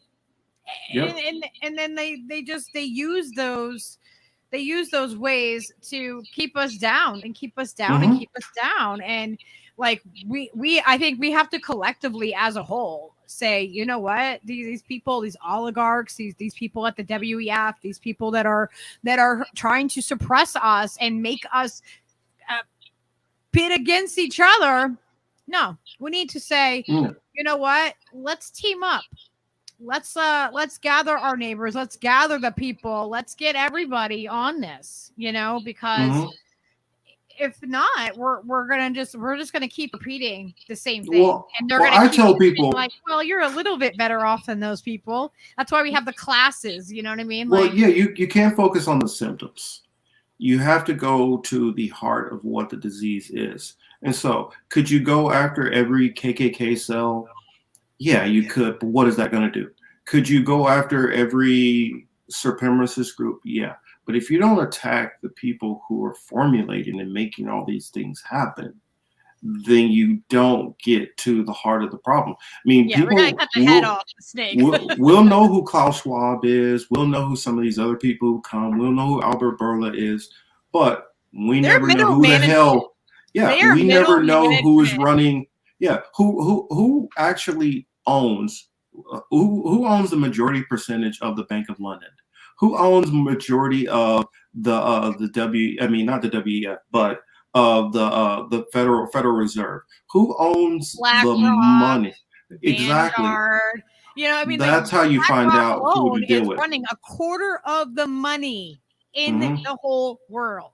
Yeah. And that is a powerful investment firm. So, like, that's a lot of people that are involved with it. But because they are collectively doing it, they are collectively having influence, and it is huge. Well, really, here's the thing, Lucky. It's actually not a lot of people. It's actually a small group of people who just wield a lot of power. A very small group of people. I'm talking about if we had to take all of these people, we're talking about worldwide, the people who are pushing majority of this stuff is probably less than 30,000 people who are basically controlling 8 billion people. Yeah.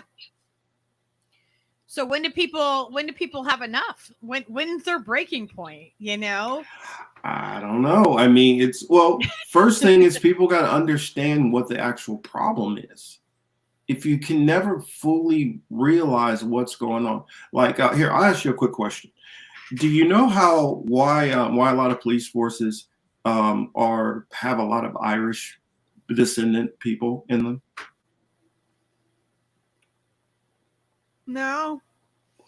Well, a lot of the Irish who became cops, you know what their job was before they were cops?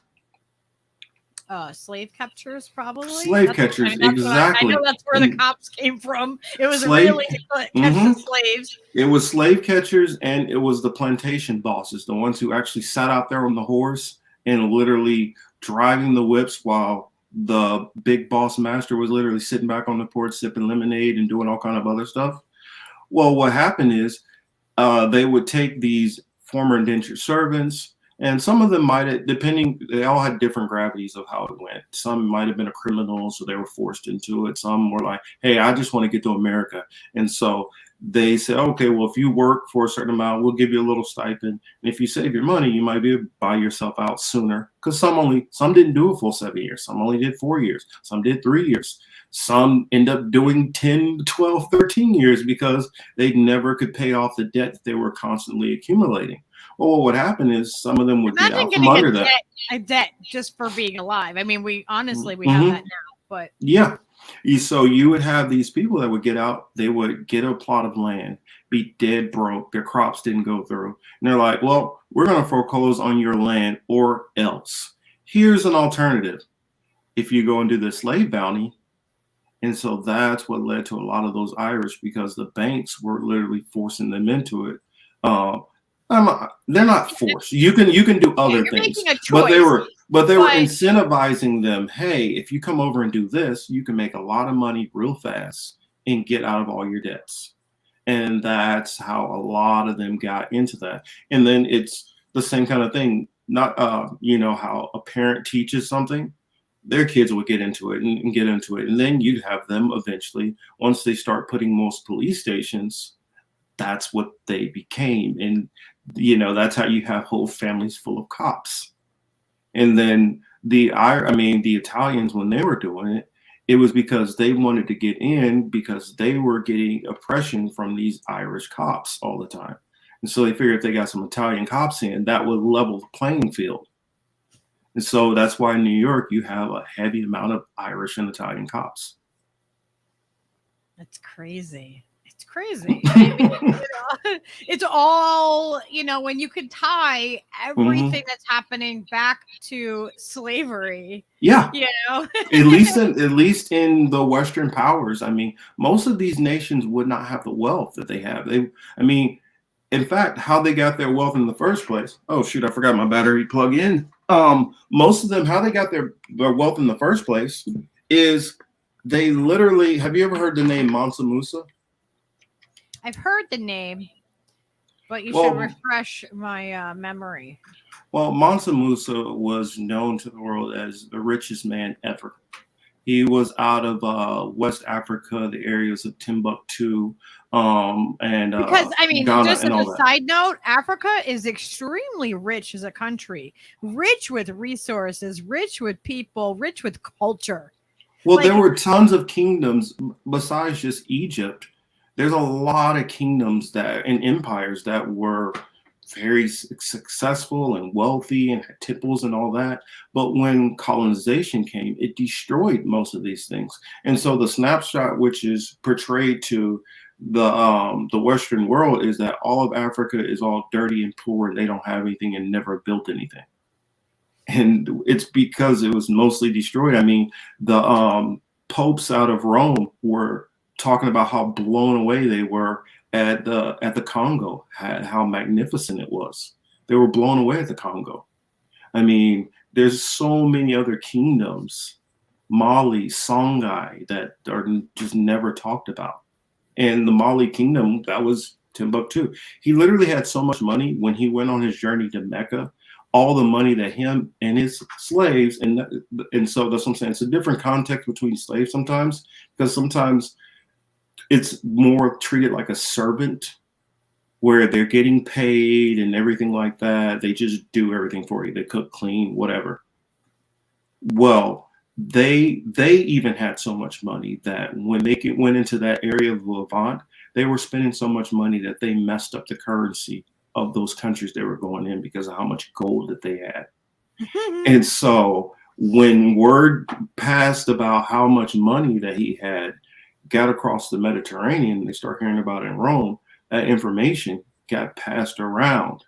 And so all these different kings and queens start hearing about that.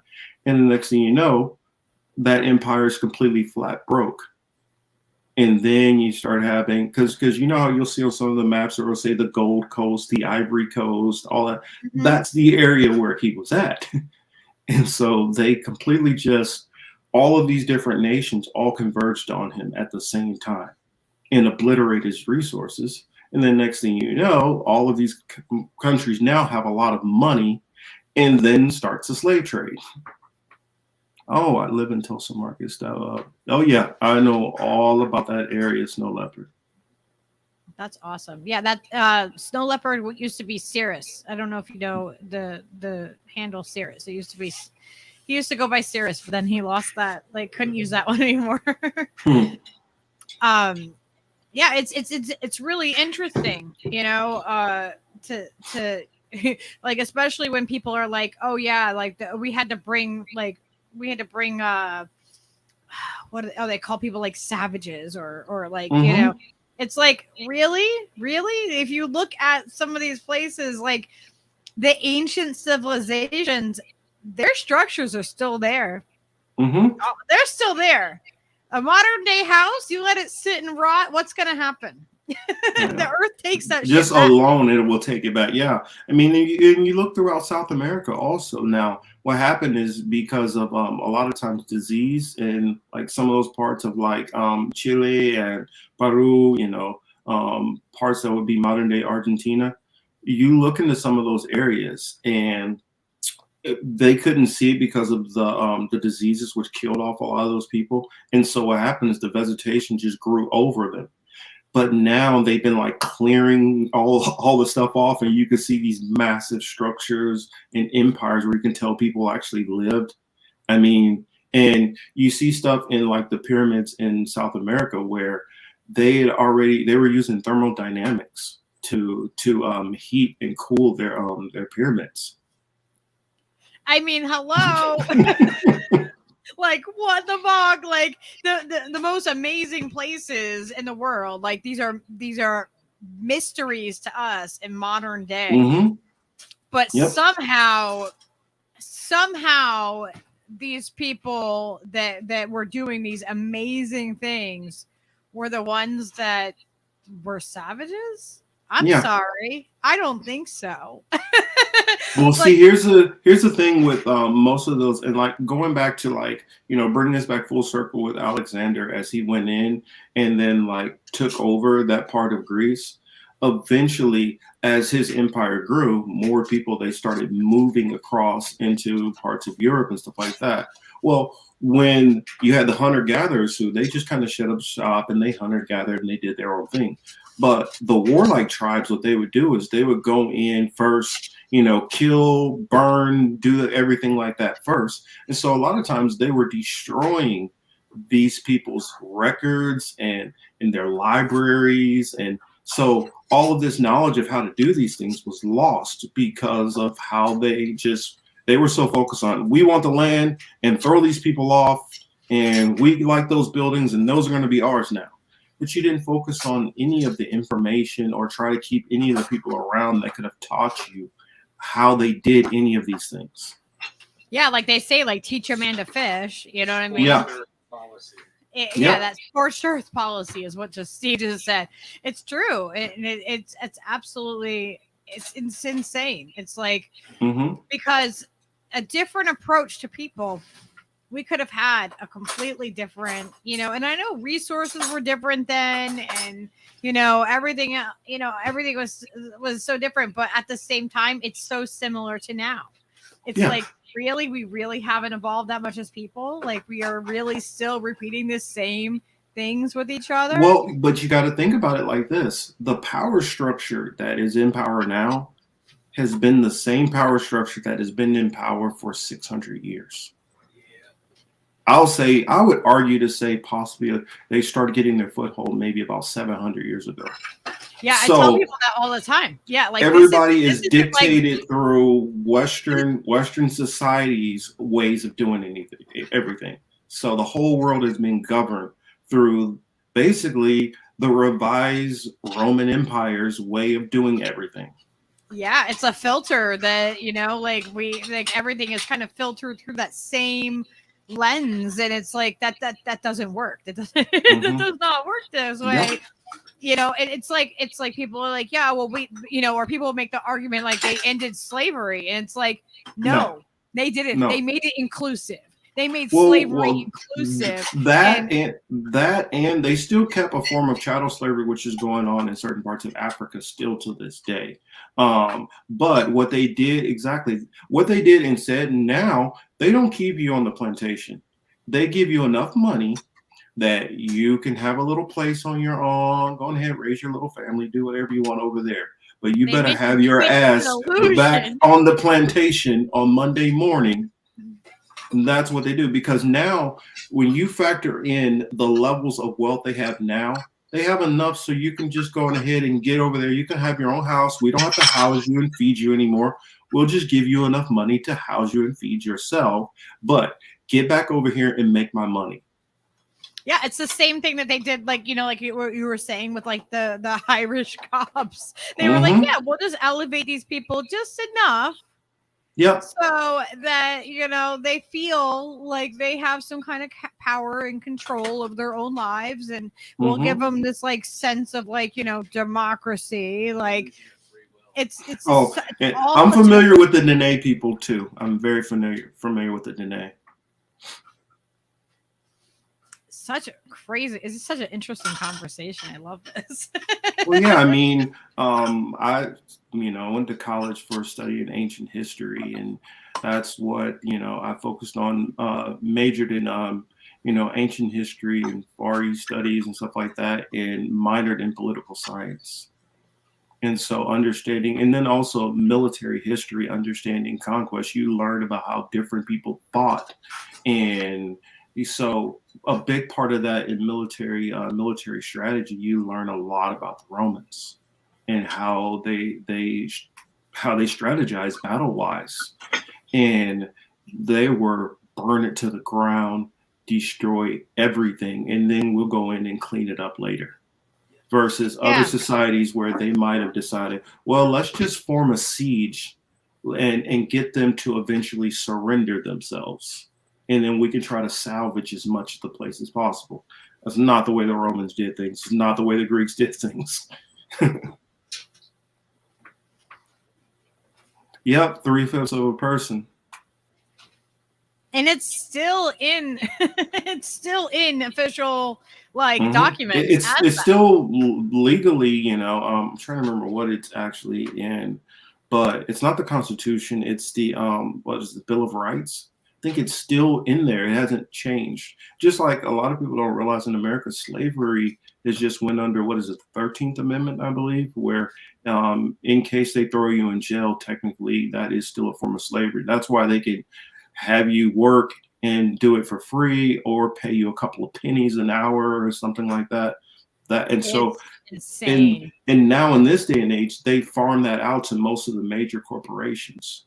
And so you're still going through the same thing that was going on, because a lot of those early plantations were where they were getting the cotton for Europe to make a lot of their fabrics, where they were getting indigo to make different color clothing, where they were, okay, on this one, the sugar cane, because Europe had an addiction to sugar. All of these different things like that. And now they flipped it to, okay, well, the new thing is cobalt. It's, it's all these rare earth minerals, which they're finding which they're finding in South America, or finding mostly in various different parts of Africa. Yep. They found this. I found this video. Yeah, I'm gonna pull it up because I found this video of these rocks that are in Africa, and let me see, where is it at? And they actually, cause electricity. Yeah. And I'm like, oh, so this is where we're gonna be. We can determine that if they want to now go and like rape the people of their resources in Africa, this is where they're gonna go and this is what they're gonna do, and it's crazy. I'm like, that's what I'm like. Africa is so rich in resources and what they have. That's why Western powers won't leave. Yep. So that we know that this is where they'll be to exploit the people next. So I'm not sure. Let me see. This will. So.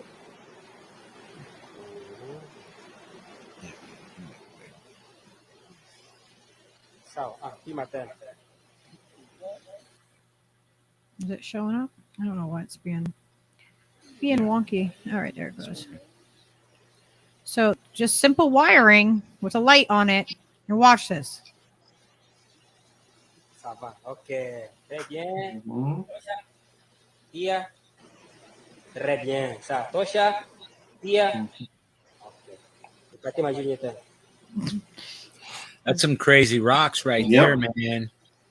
But I always thought that was probably a thing that people would discover eventually, because just the way chemistry works, it seems like, there'd be something that holds electrons and protons in a way that would conduct electricity. You know what I mean? I always assume most definitely.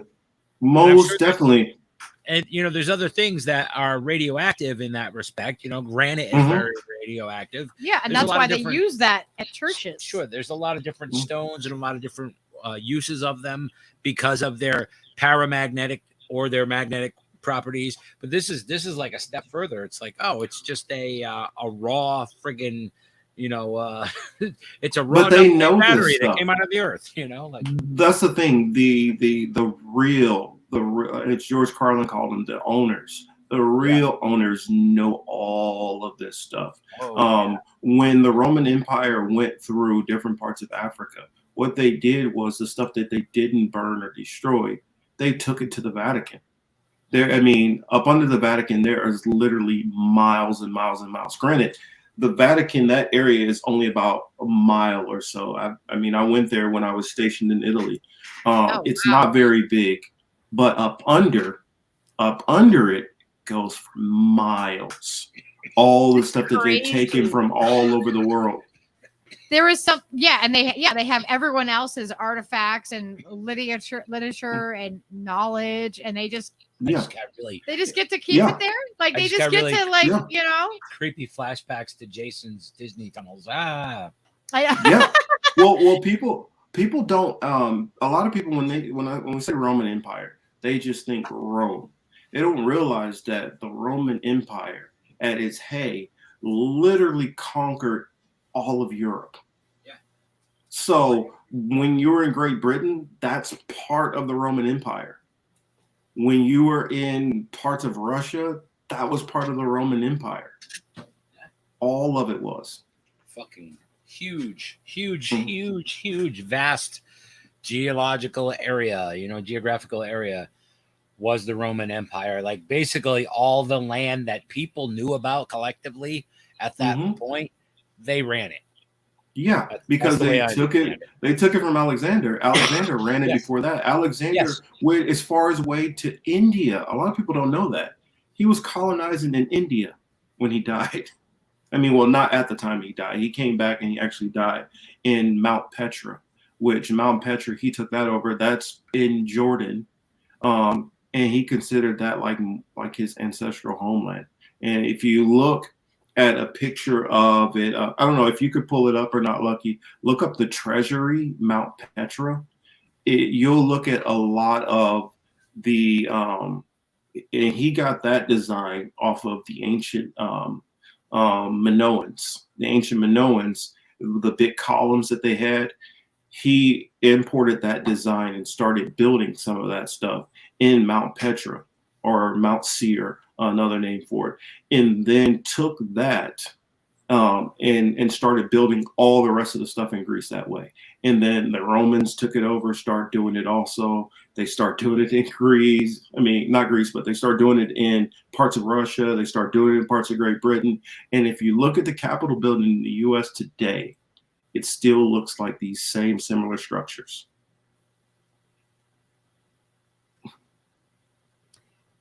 Wow. That's people look so tiny there. They look like the little ants. Yes.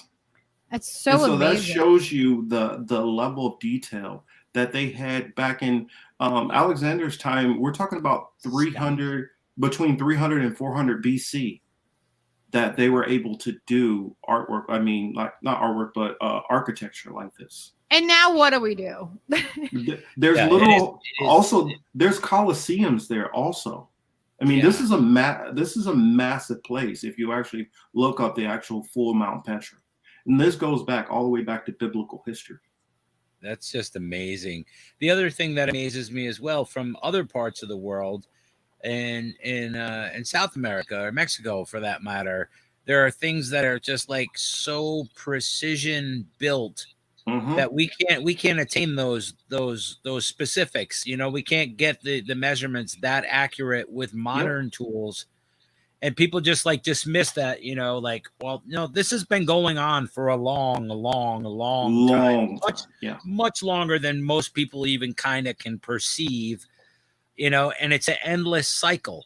Every, you know, so many 100 years, it flips over into some new thing and it starts again. And it's just like all those secrets from the past, it seems like more and more of them get lost and more of them get invented as it goes as well. So it's like for everything they lose, they figure out a couple other things that they probably should have known from before. And it's just this endless loop. We're in a freaking loop. And it doesn't stop. It just goes. Exactly. And like people don't understand, you brought up about the rocks. I heard rumors, I haven't been able to confirm this yet, but I heard rumors that the ancient Egyptians, that they had power in some of those areas, and in ancient Babylon, that they actually had electricity back then.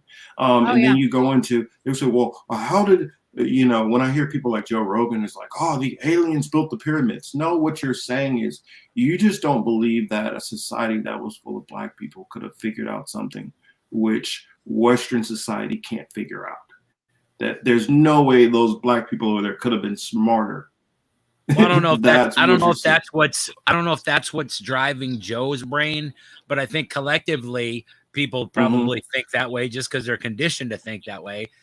And that's my point. The propaganda that's put, that there's no way Africa could have created anything like that. Right. And the same, by the same token, like the South American continent has these, you know, equal splendid wonders that are just like, how do you explain this stuff? It's because people were way evolved and we're just dismissing them as being like some kind of inferior savage, you know, basis of humanity. It's foolish. And most people, I think, once they're shown these things, then they're like, oh wow, well that kind of changes my whole perspective. You know what I mean? Like, how could they make the pyramids? You know, like hung up on those aspects. It's like, dude, they had technology. They figured that shit out. They had some of it that we do. Some of it wasn't even advanced. I mean, it wouldn't be advanced under our I guess what we would consider advanced. I watched a tribe literally bring out some drums and like basically like cymbals and stuff, and a couple of people singing at a certain frequency, and it was able to lift a giant rock, and they're all pushing it. Now they understood frequencies and things like that, which we still don't have a understanding of. Yeah, I believe that's all. I believe the sonic thing is way more spiritual than anything that anybody else that anybody can explain to me, because the experiences I've had with sound and different states of consciousness have been really profound, and I know that technology that you're talking about absolutely has Steve, to exist, because you as a musician, you understand the difference between using 440 and 430. The difference that difference of effect. You're telling me that the powers that be don't understand this and use this in negative ways? That's why they changed they do. it. That's why they changed the pitch. That's why music has changed. Because if you most people don't understand that if you play a drone and another accompanying waveform through that drone at a certain frequency, it will put anybody in a trance. If you do it for more than 3 minutes in a row, you approach that like REM state in your sleep, that when you're in your sleep. So it promotes like this other plane of existence that absolutely exists all the time that nobody can see, and it's like something to do with the harmony and something to do with the frequency of waveforms masks a whole bunch of stuff from us, so we cannot be conscious of it. And I've seen through that veil before, so I know that it exists. I know that there's certain instruments on this planet. When people play the earth gong, you can slip through that gong into another, like it's a portal. You know what I mean? It ripples space-time in a way that lets you like flow through it, and it's the most amazing thing that I've ever experienced on this planet. Other than watching my children being born, I don't think anything has like touched me that much in my life, you know? Yeah. So I know that the idea of waves and sonic energy being able to move things that seem immovable or too heavy or whatever, it's absolutely possible. And a collective energy of people playing in front of people for years and years, that music, the music plays the band idea of, the Grateful Dead ethos, you know what I mean? It's like, that's completely legitimate. Like, you put a bunch of humans in a room and you have something that's syncopated and reaches these certain pitches and certain rhythms, and it locks, and everybody is locked, and everybody's in that moment, like really present in that moment. And within that, there's like incredible strength, incredible power there. If you can manifest that, do a task, wow, we could change anything. Yeah. And that's what I'm saying. I believe these ancient societies, they knew how to use these things. This was as common to them as like somebody popping an Advil. I mean, they understood these, and they understood how, let me go get this plant over here and that plant over there, and that'll cure, this different thing that's going on in your body. Like, I saw somebody in the chat say about how frequencies were able to break, I think, what was it, a kidney stone or something like that. If you understand how to use these things, you can understand not only how to build things, but you can understand how to repair us. Yeah, exactly. Yeah, like I have like one of the harmonizing forks that I use, like the same thing with like I have a singing bowl that I use, and these frequencies, I use them when I do my healing work. That's how I feel like when I'm a Reiki practitioner, so it's a hands-off healing technique. And I use these other things as tools to help me, but really it's energy that flows through me. I'm not producing the energy. I'm not making it. It's not draining from me. I'm just the vessel that it comes through, and it's always there. It's always flowing. Yeah. But I use those certain, like I get tuning forks and stuff in certain frequencies. I use certain tools to do these things. I don't quite like, I won't say that I understand all of it. Why certain crystals like have certain frequencies or they heal in certain ways, but they do. Like, and I'm so appreciative of that ancient knowledge. I use a lot of herbs and things like that for healing. And I think about it, I'm like, man, it's really amazing that somehow in the ancient time, like thousands of years ago, people figured out that certain like herbs did certain things, and like that what is toxic and what isn't toxic to us and all of that. Like, to me, I'm like, that's just so amazing. And I can't help but feel like a tremendous amount of gratitude for the humans that have come before us that helped figure that stuff out. Because, how many people got sick? How many people didn't make it because of that? Like, that's why they had priests and forms of priests and shamans and things like that. They understood how to do those things, and they trained their next generation in those things. And if you even DNA wise, you look up some of the elements that you find in soil, we have those same elements within us. Yep. And like people like even like DMT, like you can get DMT and do DMT. It's a spirit molecule, but it is in us. It is in us. It's in every living thing. DMT is it. Well, everything is. It's just a matter of finding the balances. Like our DNA is closer to mushrooms than anything else. And they say mycelium, and they say mushrooms aren't even from this planet. So like, Which I believe everything is within this planet, but I mean, have little differences there in what some people believe, but that's the reason why I lean more to when it talks about that we were formed from the dirt. We literally, scientifically, you could prove that we have those same elements. Yeah, mycelium. Mycelium is the white stuff that it connects under the earth. So like the mycelium, like if you go into a forest and you lift up some stuff and you'll see like this connectivity of white, right? Like, and it looks almost like spider webby stuff, but that's mycelium. Okay. And that's what the mushrooms use. So like to grow and all of that. And the mycelium, they have found that like, so trees, when they drop their seedlings and they're, if they feel like if a tree, it's amazing. Trees talk to each other. So the mama tree will like tell the baby tree, no, there's something toxic over here or whatever. And it will actually like have things grow in certain places as opposed to being like somewhere else. Like they'll connect with each other and talk. And it's like, but really like, it's mind blowing that like humans go through their day to day and aren't connected to the animals and to the plants, to the cycles of the, like the moons. Like we have 13 moons. Why do we have 12 calendar months? Well, and here's another thing. I mean, you start going into actually like for instance, we just had the so-called New Year.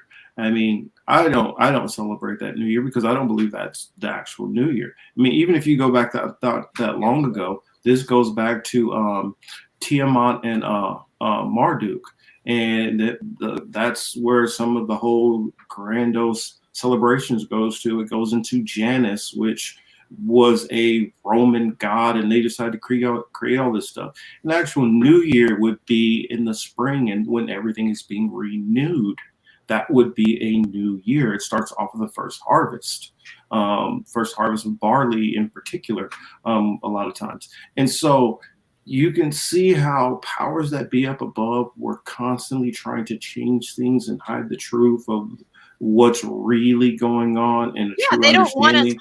connected to the actual things like that. Well, they ancient want you to people be a knew. worker bee.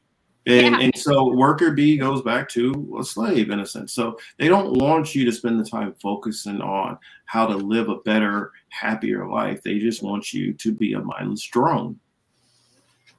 It's really crazy when you start to break it down and you really look at the history and you really start to look at these ancient civilizations. And yes, not everything was perfect then either, right? No, of course not. Of course not. But there was always warring connected. tribes and even like I'll tell you this, the Taínos, they actually did not have weapons of they actually didn't have weapons that were lethal. They had non-lethal weapons because a lot of their beefs would be against other Taínos and Arawaks. And so they didn't want to kill their brothers. So, you know, you lost in battle, you got some bumps and some bruises.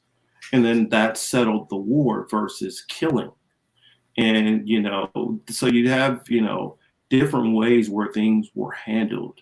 I mean, you know, different treaties between different tribes. And that's what it all goes back to, you know, our tribes go back to family lineages and not necessarily, you know, complexions and phenotypes, because you're going to have certain people who, you know, like the topic that we started off with, the early Swedes being of a darker melanin.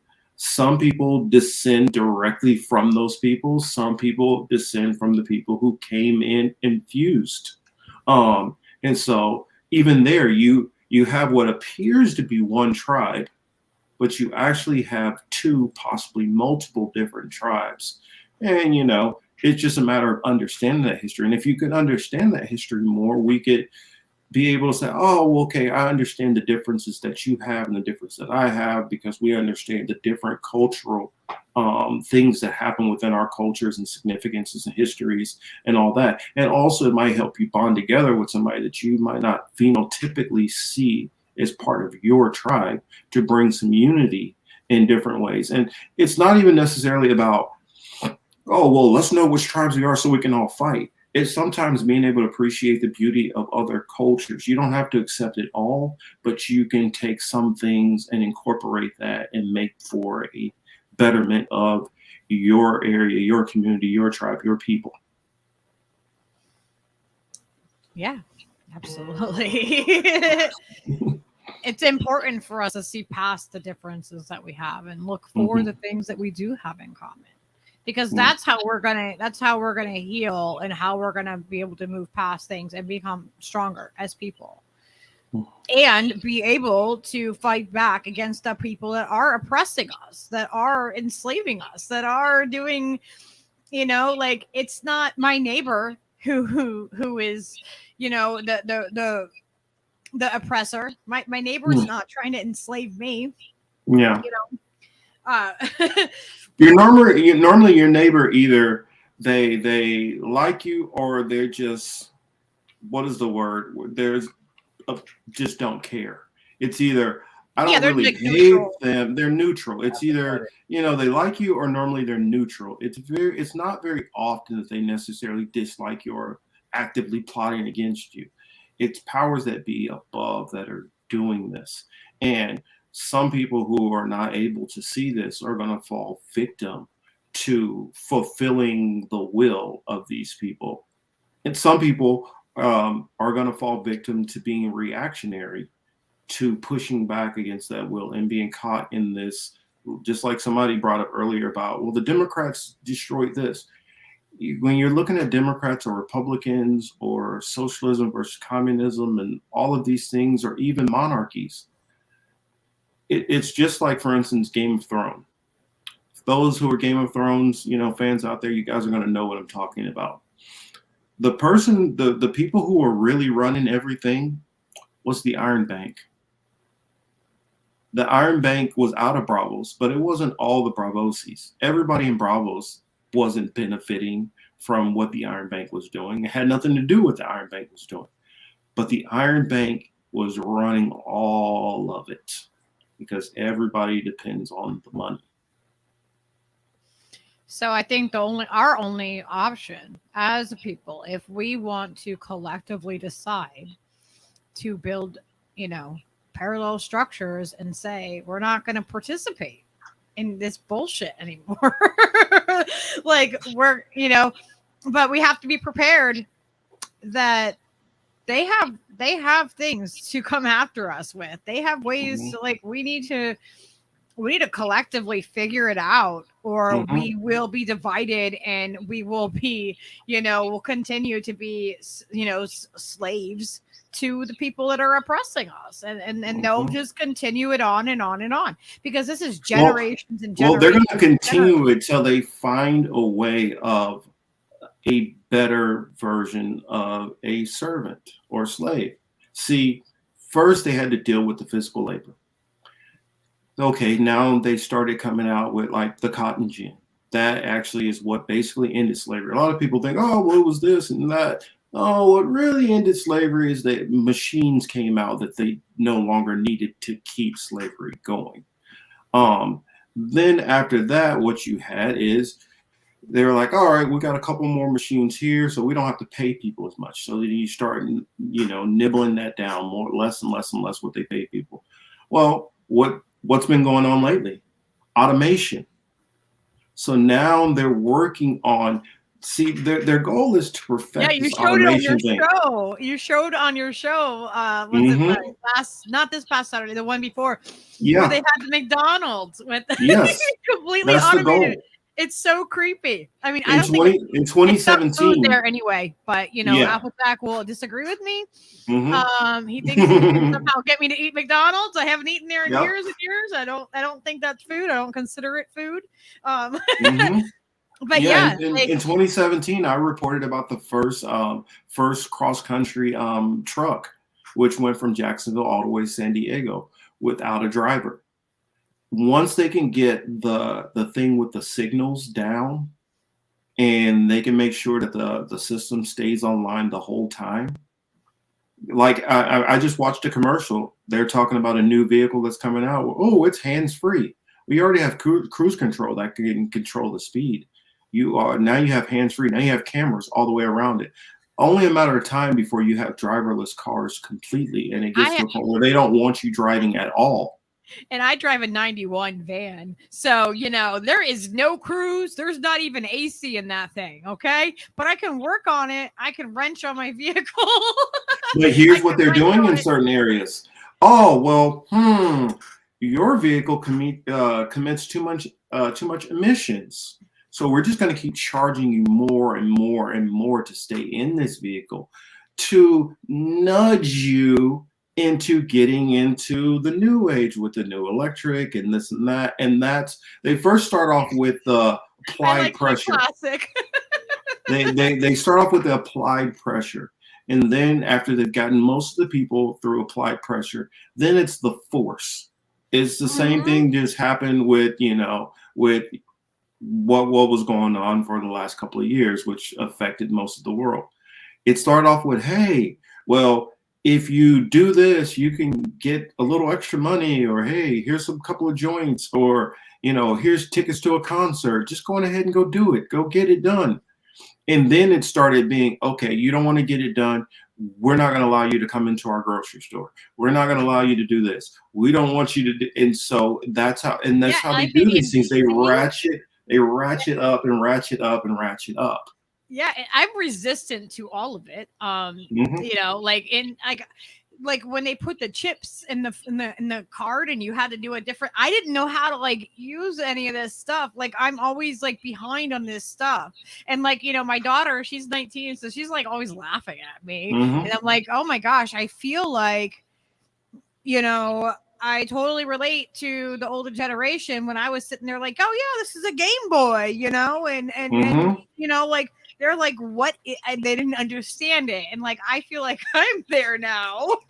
Well, I was, actual fact, I was in the military at the time when they started rolling some of this stuff out.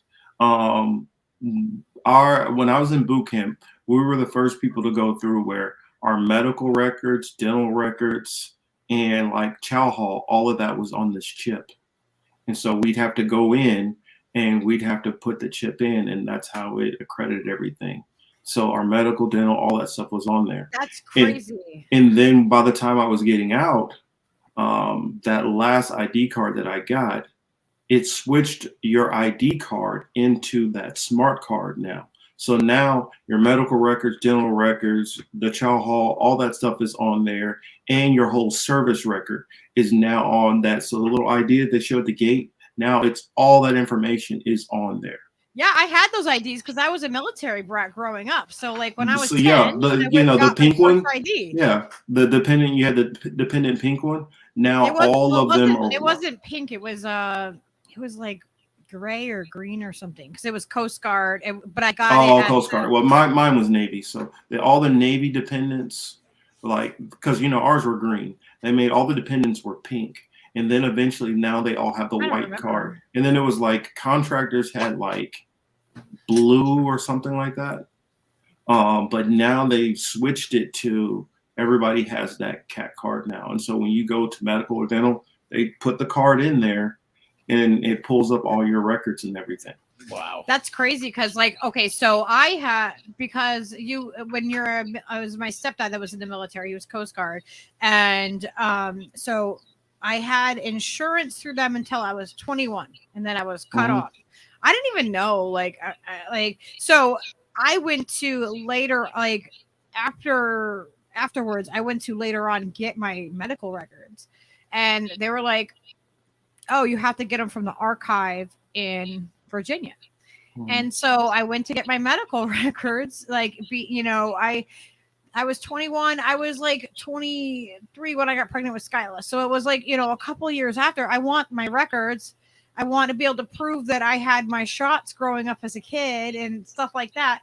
And they're like, yeah, your records don't exist. Paper records. Yeah, so they got rid of all the paper. Why they would want to have digitally stored, where you have a backup in case. But at the same time, no, I don't I don't like that idea. Yeah, the population of the military as a whole, I think at that time is roughly around 10 million people that are actively in the military. And then the amount of military and veterans combined, I think is maybe 15 million or something like that. Actually, I might be flipping the numbers. I think it's 5 million are active duty and 10 million or no longer in, but you guys are so indoctrinated thinking CTs. He's talking about that. But he says that Connecticut isn't real. But this is what and so they always started off with the military. If they can get the military to do everything first, then they're able because it's so. Well, another thing is if you're active duty and you try to sue the military for damn near anything, it's darn near impossible. And the reason why is because when you first go to MEPS and you do all that stuff and you sit there for I sat there for maybe 6 or 7 hours straight signing papers. You're signing all of these loopholes to make sure that there's nothing you can do about anything that happens to you once you get in. And so that's why they will force you to do everything. You are selling your soul. That's why. Yes. It takes a lot of paperwork to sell your soul.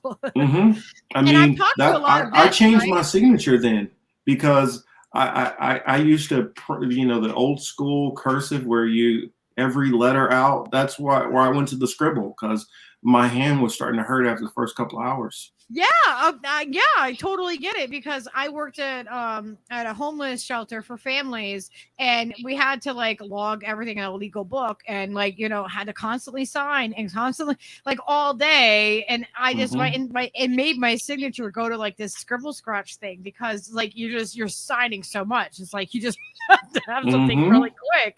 Yeah, I get it. I get it. That's oh my gosh.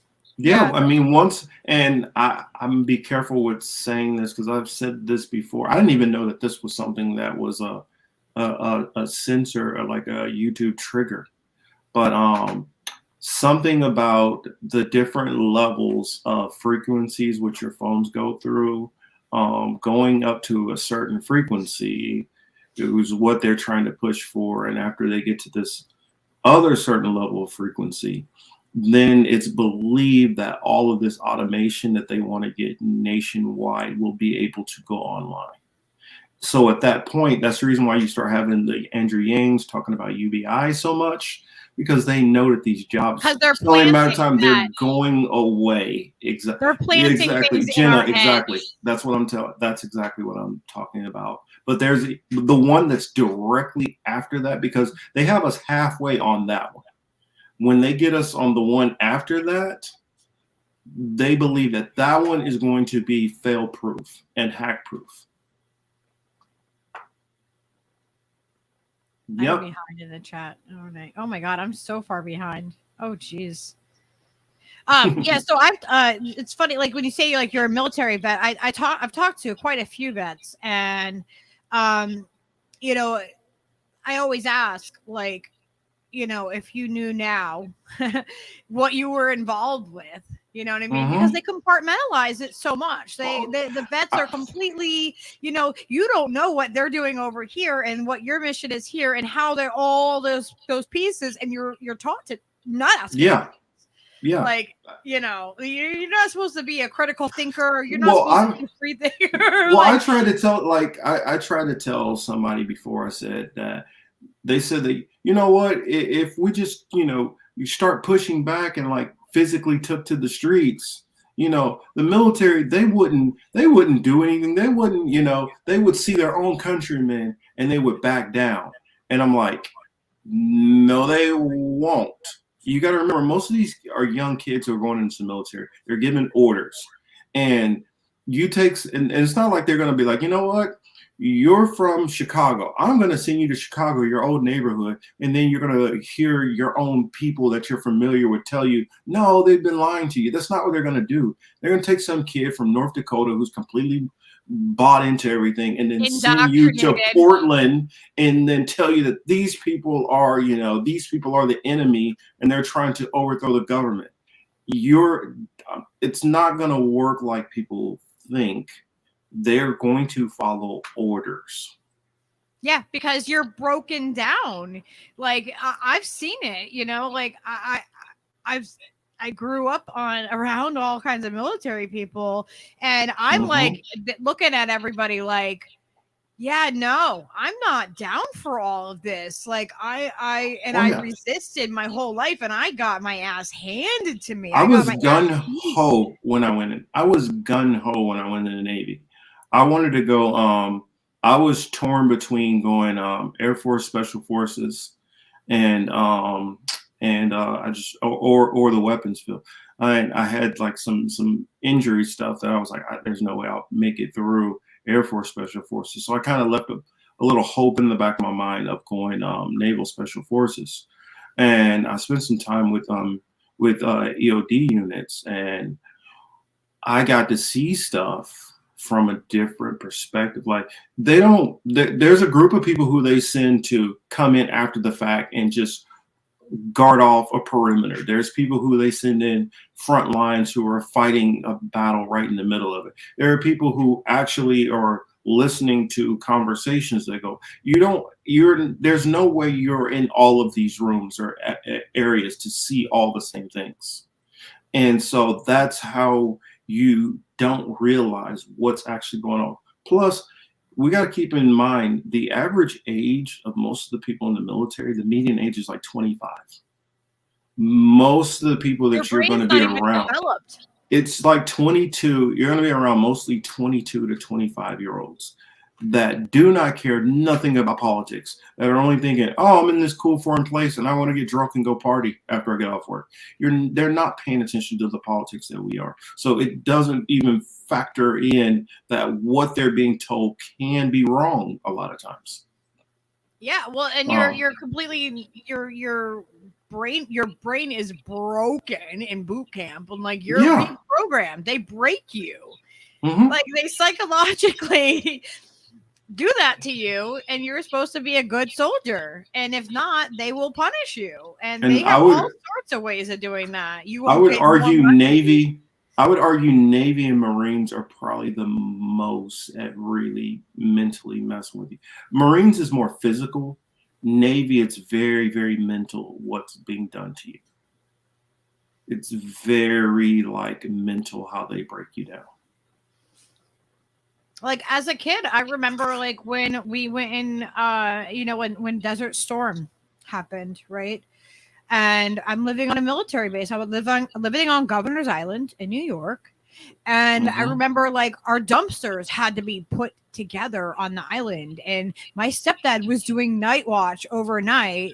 And I remember like, the fear and the scared of that. And then as the soldiers are coming back and they're coming through the base to get checked as they're coming home.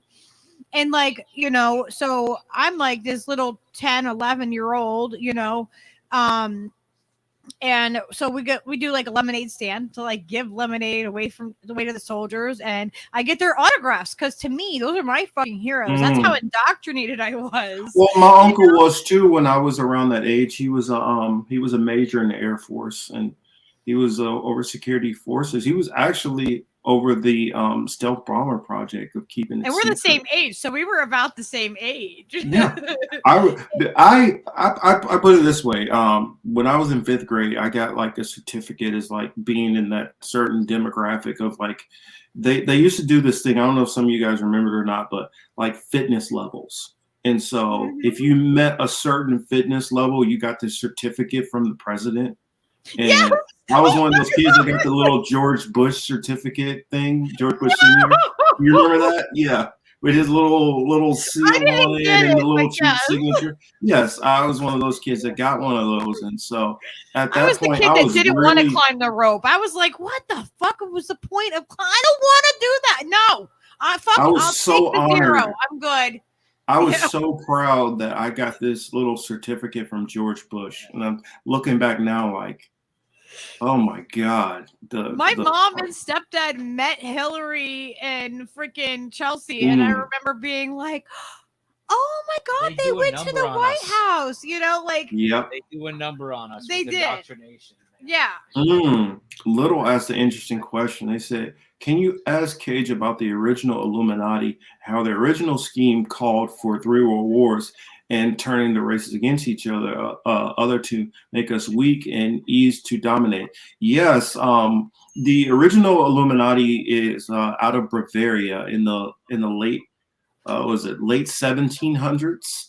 Once their plot was exposed, they kind of went underground, and what they did was they infiltrated most of the Masonic organizations, because the Masons weren't like some Illuminati thing at the time. But they did infiltrate them. And what they started doing was they literally started planning and manipulating things. And as they got more and more power tied in with the Roman Catholic Church, and also loaning a lot of the monarchies a lot of money over this time period, they got extremely influential, and they were getting tips and ways to like manipulate the government. A couple of times they've been found out, and they've gotten kicked out of this country or that country, but they were so integral inside of these countries that a lot of times you couldn't completely get rid of them. They like give you a couple of low-hanging fruit, but a lot of them were up it, and they never like took the position of being a king. Or what they would do is they would be that emissary to the king. They would be representatives. And what you see now in modern government, some of these people are literally working all the way at the top for the Illuminati, and they act as, oh, well, I'm just an assistant to Hillary Clinton. No, that person is really telling Hillary what the hell is going on. Like the spider on Game of Thrones, right? Yes, that person is really the one who has the control and telling her what's up. They have the actual power. And they're the ones that's getting the direct orders from on high and telling these politicians what they're going to do, what they're going to support, what they're not going to support. Yeah, because I call these politicians, they're just the middle managers. They're not the ones that are actually. Politicians are very, very low down. I mean, you have the Knights of Malta, you have the Council of 300, you have, which this breaks into all these top CEOs and the 13, all that stuff. And then there's all those weird secret societies, and they overlap with all of the. Well, what they're talking about here, kids. the World War III part is Albert Pike And I don't know if you guys are familiar with Albert Pike or not. Look up his book, Morals and Dogma. In Morals and Dogma, he was the head of the Masonic organizations and i.e. Illuminati, because at that time they were fully meshed together. And if you look, you can even find a lot of our presidents or former Masons or Masons.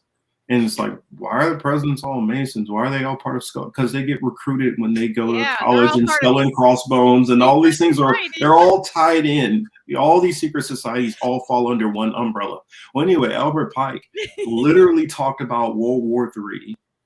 He talked about World War I, World War II, and World War III, and actually said who was going to be on which sides during the wars.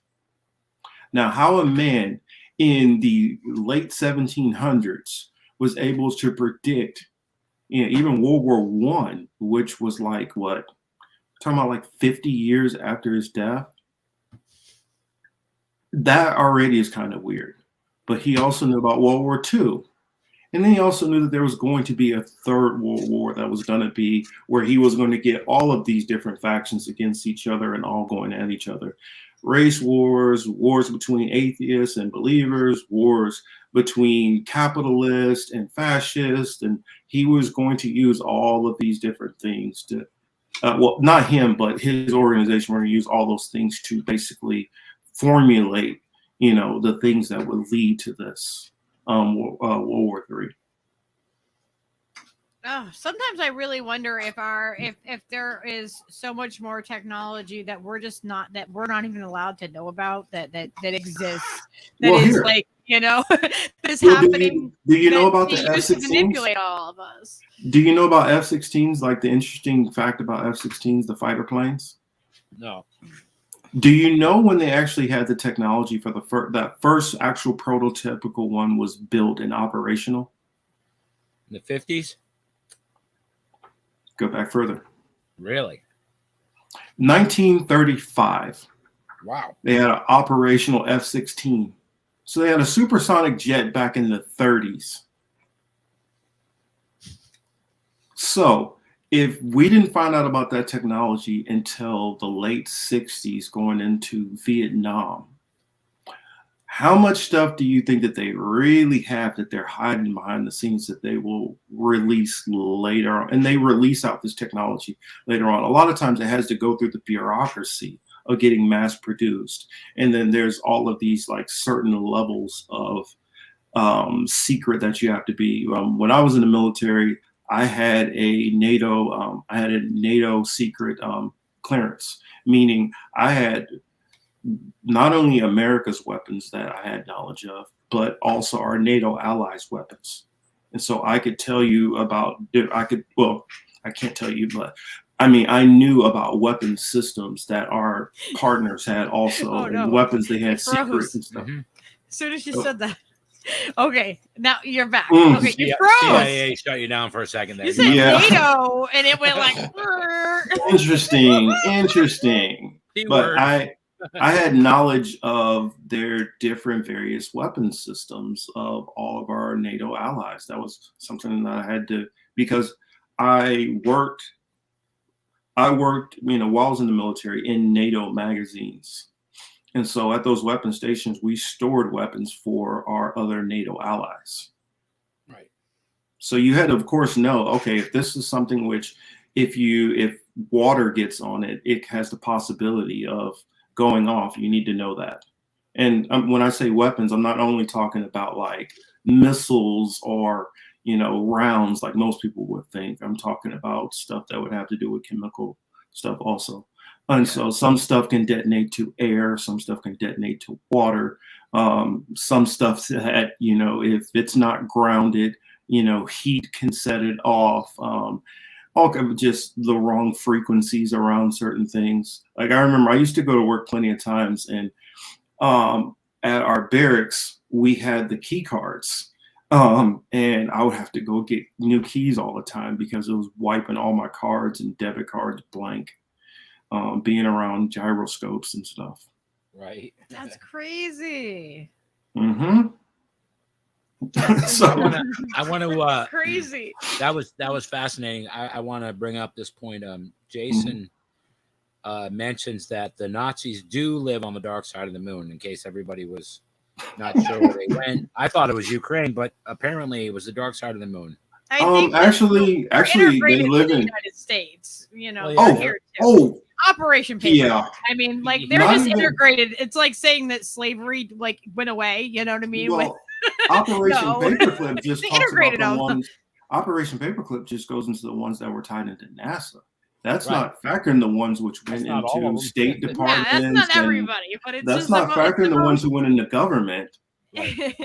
It's a common enough of a thing for me to say, and most people who at least are a little bit on the more knowledgeable side of what's happened in history. Mhm. They're like, yeah, like it goes ding. Well, Yes. it's a reason. It's a reason why our government gets very up in arms about Russia.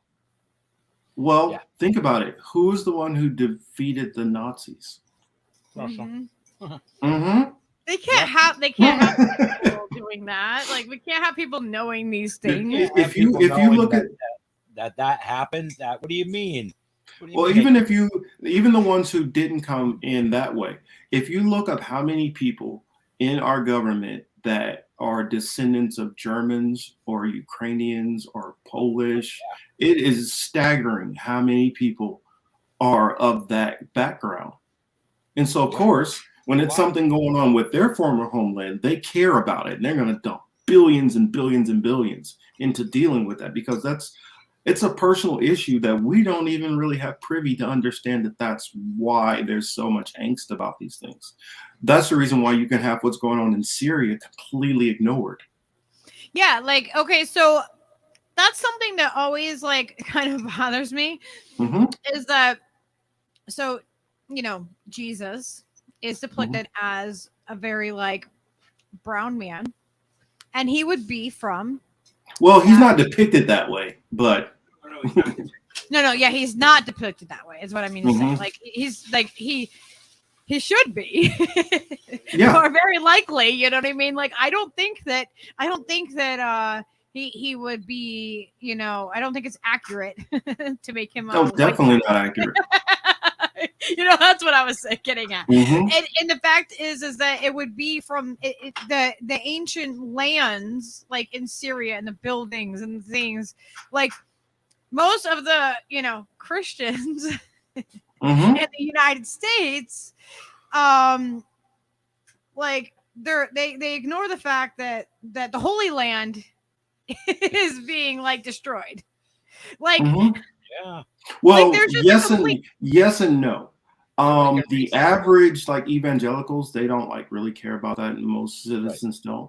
But the government is definitely highly invested, but only invested on one side. Right. But like I said that to somebody, and he just like looked at me like, "Oh shit!" Like I never thought about that. Like that thought never crossed your mind. That like where we're bombing and these brown people that we're bombing are in the whole, you know what I mean, the land that you call holy, that you believe this is your belief system.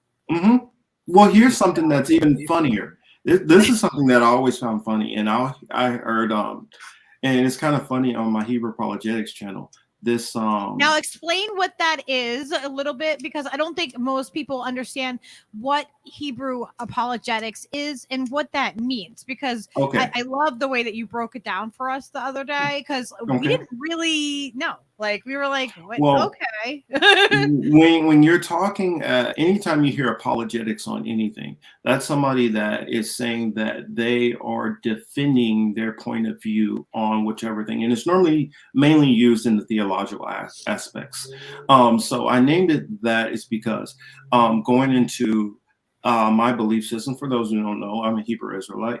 I do believe that I can trace from the evidence that I have that and through the curses, which the Bible says, that I would be a descendant of those said people from the Bible, the Israelites. And so through archaeology, through history, through prophecy, through multiple different things, I believe that. Now, people can disagree with that or not. That's part of why I call it apologetics, so that we can all talk about it. But, you know, that aside, I do study the biblical text a lot and the history of it, which is even more interesting because I'll hear different people make the claim. I had like Dr. Henry Abramson, who is a prominent Jewish historian, and like strike down one of my videos. I used a clip of one of his videos, and he didn't really like it, so he had it taken down and gave me a strike. You know, he pleaded for it directly. So I'm like, wow. At that point, I was only about 300 subscribers, and you're a prominent Jewish historian. Why would you even care what some little channel like mine has to say?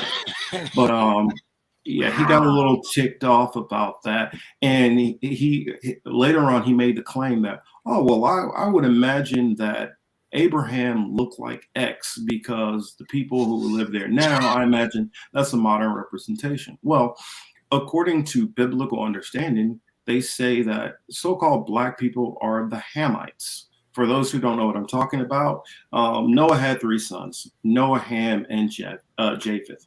According to even Christianity, the belief is that most modern white people descend from Japheth. Most of them, so-called Middle Eastern people would derive, or Asiatic people would derive from the Shemitic people. And so-called all black people fit into Hamitic. I don't necessarily hold to that 100%, but there's some truth there. So, but the agreement is that Hamitic people would be the darker people. Well, if you look into the area of Iraq and Iran, the ancient Sumerians are supposedly supposed to be the descendants. In the biblical, so this is for people who believe in the Bible or believe that even just the history of it. You don't have to believe in all the anything else, just the historicity of it.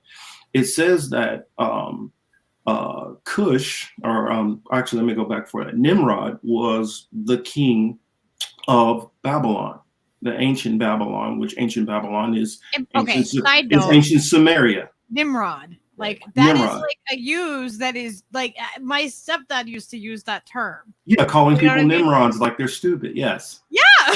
Yes. A lot of people don't know that comes from a biblical term. So yes. Why is that derogatory though? Because in Christian lore, I don't agree with this interpretation, but what's believed is that Nimrod thought that he could build a tower that could go all the way into the heavens so that he could take an army in to fight God. That's what Christianity teaches. Now, I don't believe that's what it was. I believe that he just built the large temples because he wanted to show that as, see how much more powerful I am than your other nation, that I can build structures like this. Yeah. And so it's interesting to know that, like, you know what I mean? Because like you said earlier, you said Timbuktu, and most people, they know what that. Oh yeah, Timbuktu. Do they know where that is? No. Well, Timbuktu is in West Africa. Yeah, but most people probably don't know that, though. They just know it's like somewhere in people's mind. Timbuktu was like an actual like major kingdom. Yeah. It was like a major powerhouse in Africa at one point in time before it was decimated. But it's these little terms that we use, like Nimrod or Timbuktu, and we don't know the origins of them. I just love learning the origins of like where. Well, if you go into the origins of a lot of stuff, you start learning things. Like I remember, a little side note. Remind me where we're at. But people talked about Oprah was saying, "Oh, well, this is the Jewish versus the Germans, that's white on white," and people jumped her. Oh, that's not true. They thought of themselves as different races. It doesn't matter what they thought of themselves as. What are they? Are they not, for the most part, the same, genetically the same people? Yes. They're of the same ethnicity. And they try to say, well, race wasn't really even a concept. Well, if you go back to words like Niger is a Greek word. It's not it's pronounced, actually, there was no soft G's, so it would not even been pronounced Niger. Mm-hmm. It would be pronounced, the other word. And when you go into like words like Ethiopia means burnt face. That's what they call like these different people. So you could tell that there was a form of racism going back against darker people for a very long time. But anyway, back to Nimrod. Nimrod would be Hamitic, so meaning he would be a black person. Well, where was Babylon at? Babylon is in Iraq. So what it's saying is the original people in Iraq were black people. Yeah. And so when it talks about Abraham being there, Abraham more than likely looks similar to the rest of the people there. So he was more than likely a melanated, darker person also. Yeah, but just like the modern scholarship, they make it like Abraham was more than likely, he looked either Middle Eastern, which if you factor in Middle Eastern, a lot of the Arab literally just means mixed. Right. And so an Arab person normally is a mixture of, say, a Ishmaelite person, which is Arab, and possibly a person which would have came out of like Turkey. So you have a mixture of Turkish people and an African person. That's where you kind of have this in-between mixture. Is this why I had blue eyes as a little kid, and then I ended up that goes back into all of these different mixtures, and they don't factor in. Once Babylon went down, then the Persian Empire, the Assyrians came in and displaced the Babylonians for the most part. Literally took their land and then took over and encompassed their land. And then once the Assyrians were taken down by the Medo-Persians, they did the same thing, taking over that same expansive land.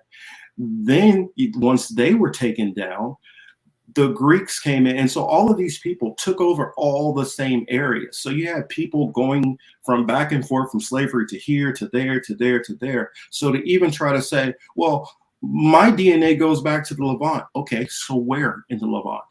You could have been from any of those countries, from Egypt all the way to, almost to what would be like Pakistan and India. Mm-hmm. So anywhere in through there, you could be any of the, so it's very vague when somebody says, oh, well, the Levant. It's a bunch of different people, and then you have people who are traveling all through there so you can't certify who lived where and what. And so a lot of modern day biblical scholars, they just say a lot of stuff and don't follow the history and put these things in place. And like, for instance, nobody factors in the Umayyad Caliphate, which came out of Turkey and which subdued almost the whole entire so-called Middle East. Thank you, Little. That's awesome. Yeah, if you guys have any questions, pop them in the chat. And this has been so interesting. I'm like, wow, I'm gonna have to watch it back just to make sure I absorb the information. And this is just like a tip of the iceberg. There's so much when you really get into studying all of the histories. Like for instance, just when I talked about really quickly the Medo-Persian Empire, the Medes were a powerful in media, where the term media comes from today, goes back to that town and some of the stuff they were doing there with media and shows and all of this stuff goes back deep. Even Hollywood, that Hollywood goes back to literally getting certain wood from that area and transplanting it to that part of California, thus Hollywood. But you have the media empire was a massive one, and then they started to lose power, and then the Persians took over and became that dominant empire. So Little says, it sucks how Masons got drugged into that. Most of them are good people, but like us, their cause got co-opted by the Illuminati. Yep. Most of you can even talk to, say, a 31st or 32nd degree Mason that would have no idea about any of that stuff that might be going on at the higher levels. That's how compartmentalized it is. That they don't know that they're contributing to X, Y, and Z. It's only when they decide for you to get to this certain level, then it's like, yo, you really want to get up here? Well, do this little thing, and then they'll be like, what? And I'm like, oh, I was just fucking with you. But if you do it, then they're like, okay, now this person can come into the inner circle. There was a test. That was a test, and so they're going to test you out. Yeah, like they're not just going to let anybody in. Like they're going to test you and see where you're at. Celebrities don't have to go all the way up. There's a fast track for celebrities. They literally can go out on a weekend resort, pay a certain amount, give some land, do whatever. And the same thing with certain CEOs, and hop up to 32nd degree just like that. For instance, I can give you a high profile person who always shows off his Masonic ring, Shaq. And so even when you like, oh, well, the Prince Hall Freemasons, the black ones, that's something different. No, it's not. It's all together. I mean, I don't know if people realize it or not. You know, the Jimmy Kimmel show is filmed out of a Masonic lodge. I've seen where it's at. Look at the top. Look at the top of the building. You'll see it'll say Freemasonry something something something across the top. Oh my god!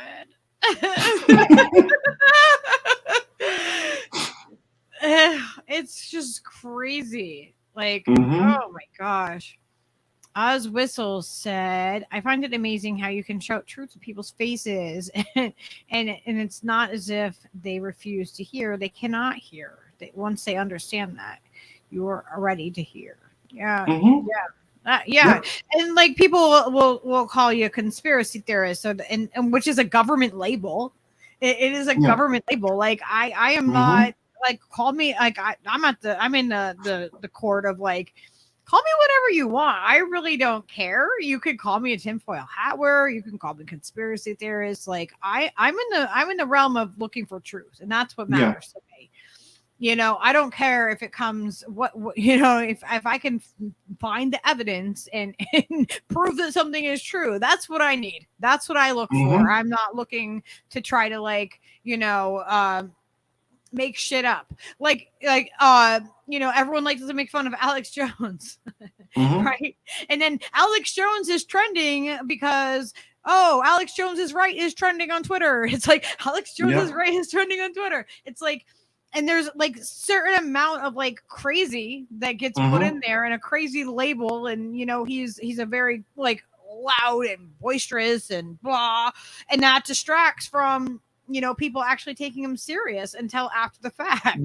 Well, see, and sometimes people like Alex Jones, once they got to a certain level, and the same thing with Ye or Kanye, these people are sometimes used as useful idiots.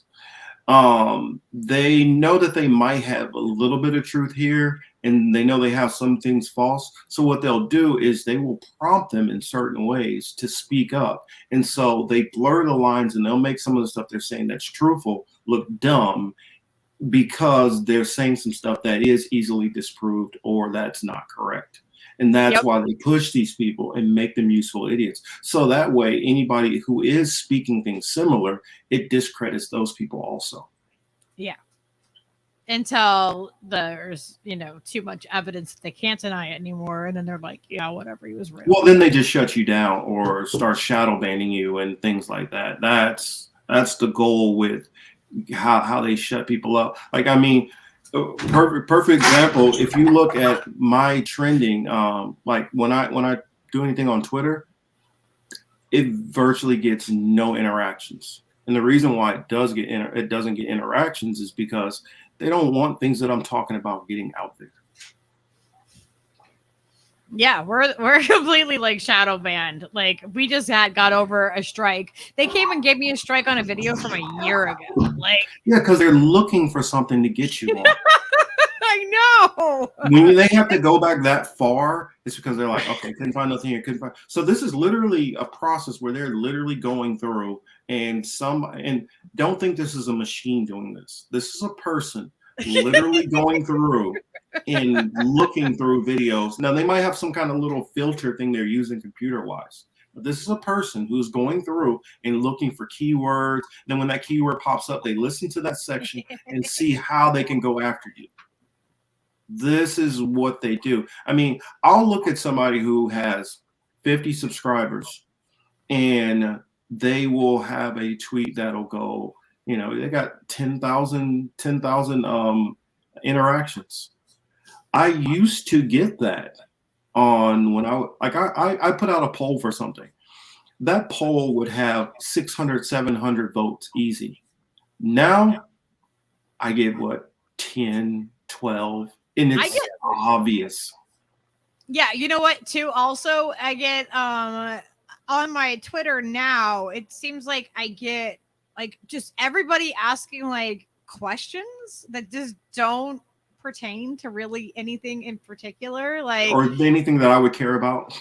Yeah, like I'm like I've only been on Twitter for like a couple years. They wiped out like 1,000 followers of mine in like one day. Like, you know, like they just completely they mess with me on YouTube and on Twitter bad, and I'm just like, whatever.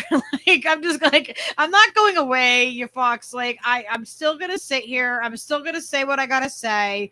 You know, we're true. Well, and I noticed what the new algorithm is doing. It's doing what Facebook was doing. How Facebook was getting people who might be against this topic or that topic and pitting people against each other. For instance, in my feed, it's giving me a bunch of stuff where it might be something I have interaction with, but it's trying to really tailor make everything to each individual person versus giving them a broad spectrum of things. I get a weird mix of people. Like I get like a lot more. Like I realize this. Like I get a really, really weird mix of people. It's not one side politically or the other. Like it is very like it's all over the fucking place. It's probably because I don't fit on either, like, you know what I mean? Like, I don't even get political anymore. I don't even get most of the political stuff. You know what I get? Israel, Palestine.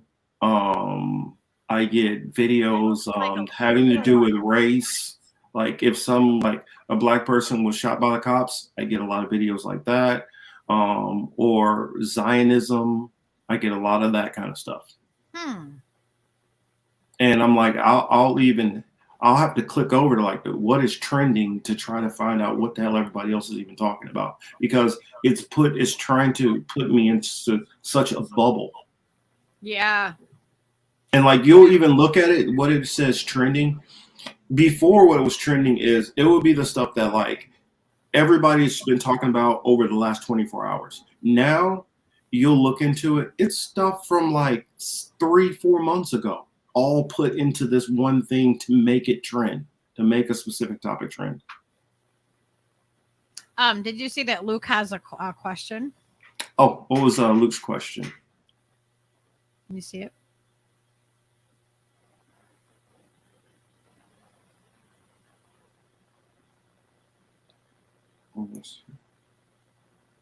Somebody says something about Mark Twain. Mark Twain was a little cuckoo.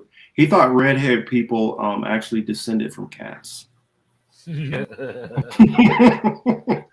Yes, he's like everybody else descended from monkeys, and then red-haired people descend from cats. That's funny. And that's fair enough. I mean, that's about as vague as it should be, right? I mean, some of you guys are people from other people, and some of you are just cats, and that's it. I'm drawing the line. Is Klingon Disruptor real? I'm not familiar with Klingon Disruptor. Okay. Let's see. I mean, I believe it or not, I mean, because I've kind of pulled myself so far out of a lot of the political stuff and like even like some of this QAnon stuff, I just like don't know who some of these people are directly. Like I'll look at somebody's stuff and then I'll figure out, okay, where did they get this source? And then I go look at the source that they were looking at and then come up with my own perspective. So there's only a handful of people where I could say that, okay, well, I listened to their input on some things. I'll say like, I think Jason Burmas has some very interesting, some takes on things. So I do listen to his take. T-Lab, I do listen to some of their perspectives on it. And I don't necessarily agree with all of their perspectives, but I do think that they do some pretty decent analysis. But most of the time I do take my own separate, analysis, or a lot of times I'm looking at just stories that are not following the typical mainstream that everybody else is. That's another reason why I don't really, it affects the algorithm for me, because everybody might be talking about what's going on with TYT or what's going on with this person or that person. And I'm not done with that circle I don't even pay attention to it. Somebody be like, I just don't even pay attention to. Like, somebody's like, man, did you hear what Kyle Kalinske said the other day? And once I realized Kyle Kalinske was going to capitulate like he did and start pushing the whole Biden stuff, I stopped listening to a lot of those people. And then when I started doing my financial research on Bernie Sanders, I just was like, there's no point of investing any energy into any of these people. I mean, it's no point. They're all, Bernie Sanders is a sheep herder. I mean, I could show the evidence to prove that. He is. He literally is a shill for the Democratic Party. Dude, and then anybody who's like, oh, well, the Democrats, this and that, we should have vetted Bernie better. Like, we really should have. They're playing a game. You guys familiar with the Harlem Globetrotters, right? Yep. The Harlem Globetrotters plays a team called the Washington Generals or Washington Senators or something like that. This is what's going on. One side is pretending to, beat up on the other side while the other one. But if you look at it, what they will argue on is cultural stuff. They will play the identity politics. They play that game all day long, because that's the only area where they can actually have some degree of autonomy and make a decision. But when it comes to the budget, when it comes to what's going on with these corporations, when it comes to Medicare for all, when it comes any of these things, military defense, all of this stuff is out of their hands. They have no say-so in it at all. And so I don't care who you get in there. They cannot affect any change in these systems, because and if you try to get in there and affect change, all they're going to do is put you off into a corner and you're not going on a committee. And then eventually run a whole lot of money and throw you out of office. And then if you have any kind of dirt in there in your background at all, you didn't pay child support, you beat up on a boyfriend, anything that you got back they're going to find it just to get you up out of there. And it's not even that you can do anything, so that you don't have a platform to talk about what they're not doing. They don't fear what you could do. They fear what you could say. That's the reason why they go after and censor everybody.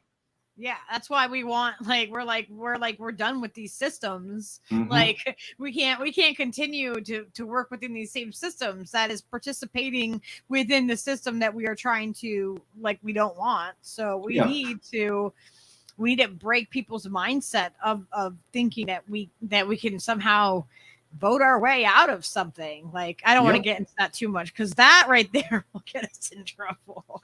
Oh no, I know there's probably some of your audience that still, they believe, they're wishing on a star that they can get something done. And I just see, I've literally done the financial ties, like, before I started the political matrix, when I was just doing what I've been thinking. I used to do a lot of following that stuff. And there's a video on there I did, like what's going on with me right now. Cause I had stopped doing commentary for a little bit. I'd stopped really doing stories, and I started just really researching the money ties. That's when I found out, this was before the pandemic, and I started finding out about how much money that the pharmaceutical companies pay to the FDA. And I started literally being able to say, this politician gets money from here, this politician gets their money from there. Not just saying, oh, they're all corrupt. I could tell you, be able to pick out a specific person and tell you they got this much from this, they got that much from that, they got that much from that. And I can give you the percentages of how much money they were getting from all these different donors. And then I cross-reference that with how they voted on things. And it was perfectly clear what was going on.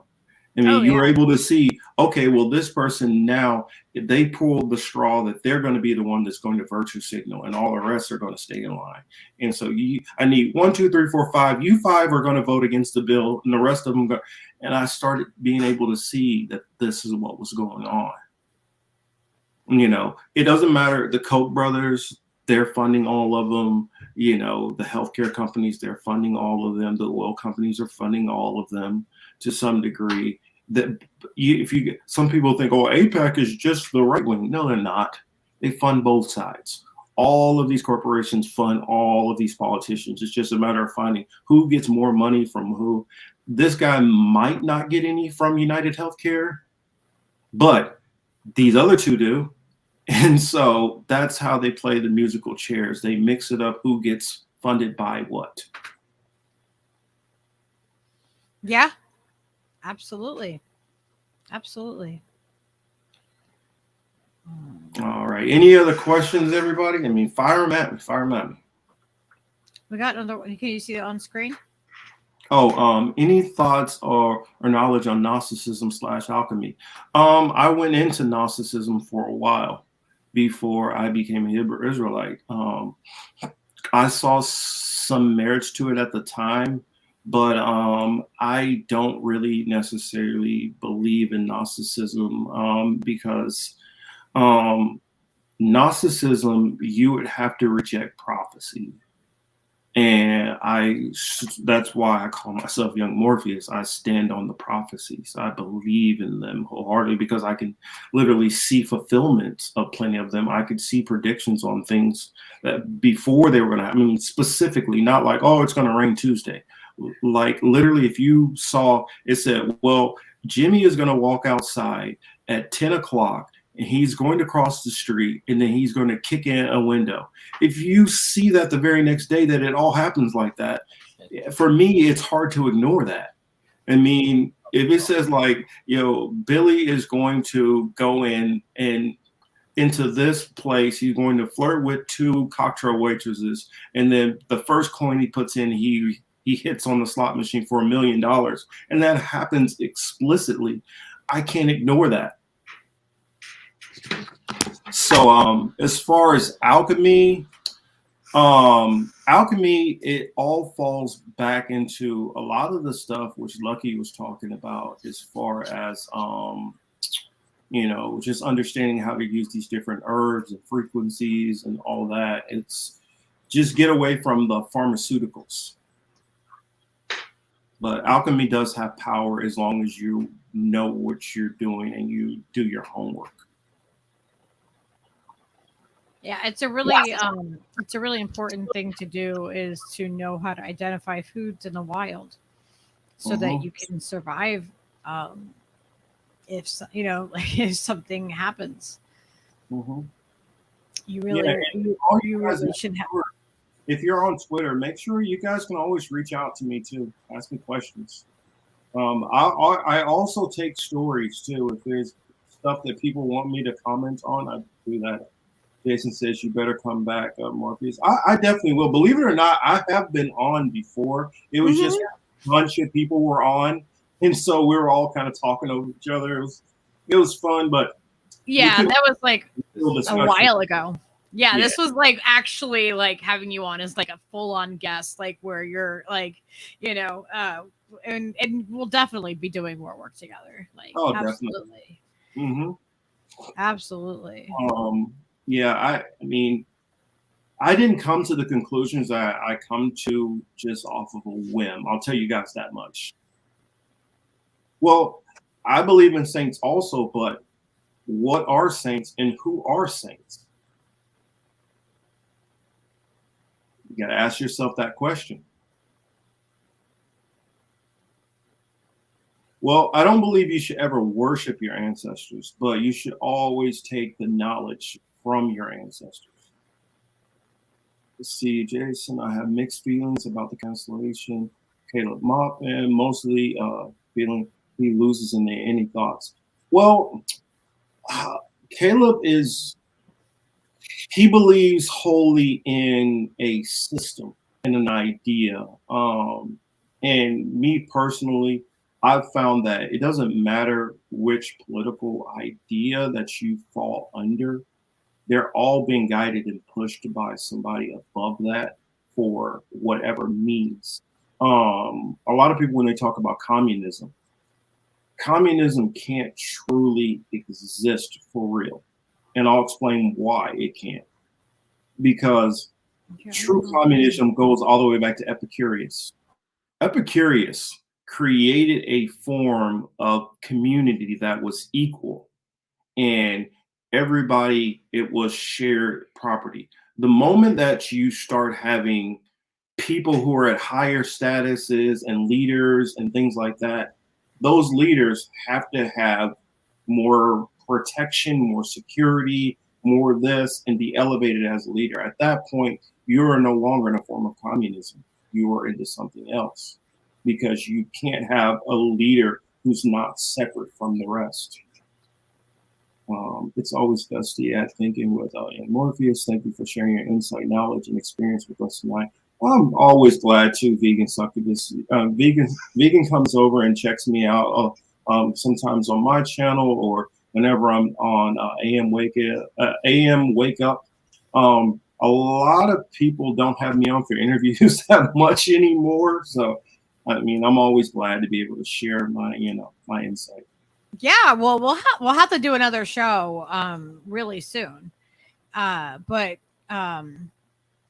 gosh, I don't know what I'm saying. Okay. You're gonna say we'd like to definitely schedule Marcus to come back and have Oz whistles on to be able to talk back. You guys can discuss things, because he had a bunch of questions that he was kind of asking in the chat that you know what I mean, may or may not have gotten answered. So I think we should schedule the date where you guys can both be on at the same time and talk stuff. Hey, sounds good to me. I would love to have that. Because I remember we were talking about something. Me and Oz, we were kind of having a discussion. It was a friendly discussion going back and forth, but it was one of those shows where I think it was while Jason was on, and Oz made a good point. We probably should, get too deep into things so that we distract the audience from what was being talked about from Jason, because he was making some good points. Because Morpheus, you broke my heart when you said communism can't exist. Well, the problem is that it can only on a small scale. When you try to extrapolate that out to a full government, it runs into problems. Because when you go into a full government, if you have everybody as equals, how easy is it to take out your leader? Becomes very easy, because you don't have the added protection, security. You're going to have separate meals for your whole cabinets and leaders, so they're not getting poisoned. You're going to have to provide security. I mean, a whole list of things. And when you start to have that system, then it's not actually communism anymore. Yeah. And then at the same time, when you have people who come up with ideas, it kind of makes it harder for you to have separate innovation, because it just kind of convinces more people to just, hey, follow the mode of what everybody else was doing.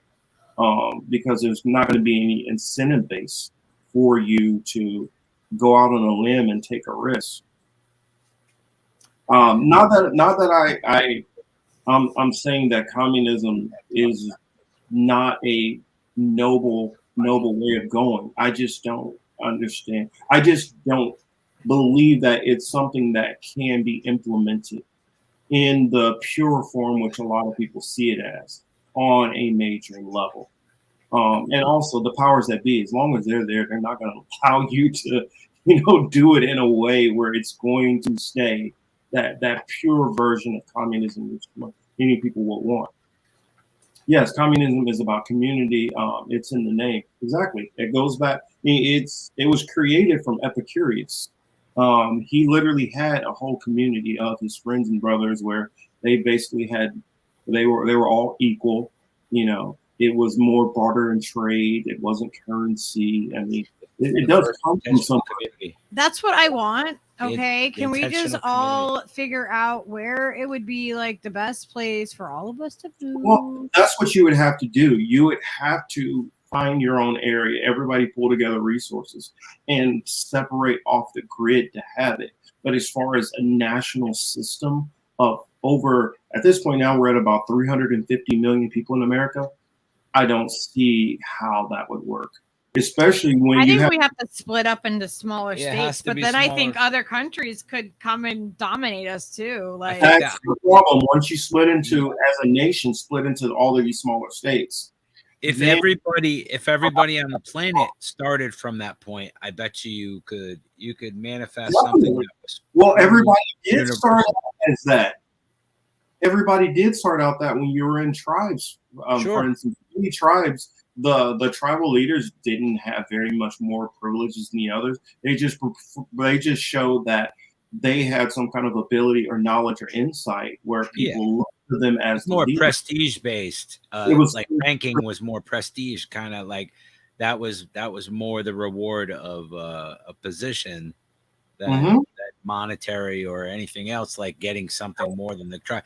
But I think what Oz was saying was like, not, you don't like actual communism isn't implemented. It just happens if you have a tribal situation. That's what's going to manifest, is like humans do that, just like other atomic particles do the same kind of patterns. It's like there's this thing that happens that you can predict. Well, that Jason, what you're saying there, that's actually a misnomer. You say there's 1 billion communists in China for every more than America. Well, the problem is China's not actually communist. A lot of people think China is a mixed economy. China, if anything, I would liken more to a form of democratic socialism, because there is a free enterprise market. There are millionaires and billionaires. There's not there's stratification between the different ranks. There's poverty also in those countries. And so in a true sense of communism, you wouldn't have a underclass of impoverished people. You have majority of the people all on the same equal footing. Now, of course, some people might have little ticks above or below, but you literally have billionaires in China, and that's because of capitalism. So it's a heavy amount of capitalism involved in China to call it communism. I think that's accurate. That's an accurate description, because people overlook all those different facets of their economy and class structure there. You know what I mean? It's definitely, you can't just call it one thing, because it's a multi-layered system. Yeah. It's definitely not an outright communism. Even Russia at the time was not outright communism. Exactly, like right now, you know what I mean? It's not communist, it's democratic. It's a capitalistic system. It's capitalistic, if anything, more than anything. You have tons of billionaires and you have deep poverty. Yep. I mean, most of the economies in the world are actually capitalist, parading themselves as other things. Now, you might have a strong safety net. There's only a few countries that would even fall under socialism, but they still have, I mean, most of them have mixed economies, period. Yep. I agree. I mean, I know that's hard for some people to swallow, but most of them are still mixed economies. I agree with that fully. Yeah. They just carry the name or moniker of communist China, but they're not. Even North Korea isn't even communist. It's authoritarian. I'll agree with that, but it's not. There's still that stratification. Imperialist. Yeah, you could definitely say that China is definitely imperialist. You could say that they're very nationalistic. I would agree with that. So a nationalistic, democratic socialism with a tinge of authoritarianism. Someone is saying that Caleb Maupin needs to come on because he is brilliant. That would be an interesting conversation. I love to talk to that guy. He's a smart cookie. Some people and I look at it like this: a lot of people who become atheists and focus more on a political ideology, whether they admit it or not, that is their religion. That's the reason why when you point out things where there's maybe a flaw in it, it's hard for them to accept and internalize that flaw. I mean, it's the same thing you're dealing with certain religions, and you say, well, there's a difference between what your book says and what you believe. Because of their dogma, they can't acknowledge that difference between what they say they believe in and what they show that they believe in. I believe China is at least moderately expansionist.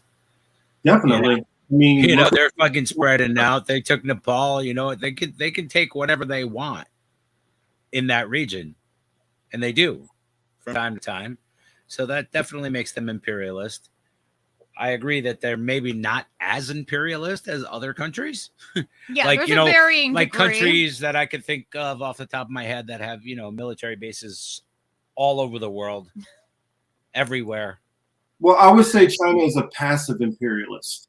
They're not, for instance, for a lot of an people, aggressive one, just laid back. I mean, if you go back to the colonization of Brazil and how Brazil, the difference between them speaking Portuguese and speaking Spanish, like the rest of South America, the Spaniards came in brutal, forcing their will, accept Catholicism, do this or die, and they had massive revolts over and over and over.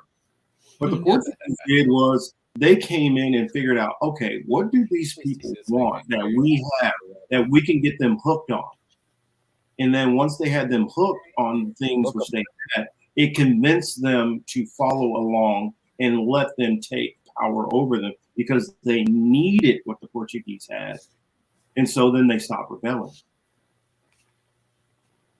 It's how you trick them into slavery versus force them into slavery. That's the difference between China and a lot of these other countries. China is going, hey, well, we'll do a deal with you. We'll help you out. I mean, sure, it's no problem. But what they're doing at the same time with a lot of these countries is they're taking advantage of them. They're like, hey, these people are going to come in, exploit everything, kill off your leaders.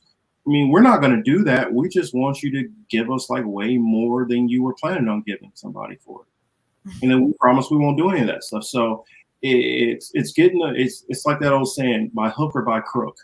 One is hooking you, one is getting you by crook. It's fucking bullshit, Marcus. That's what it is.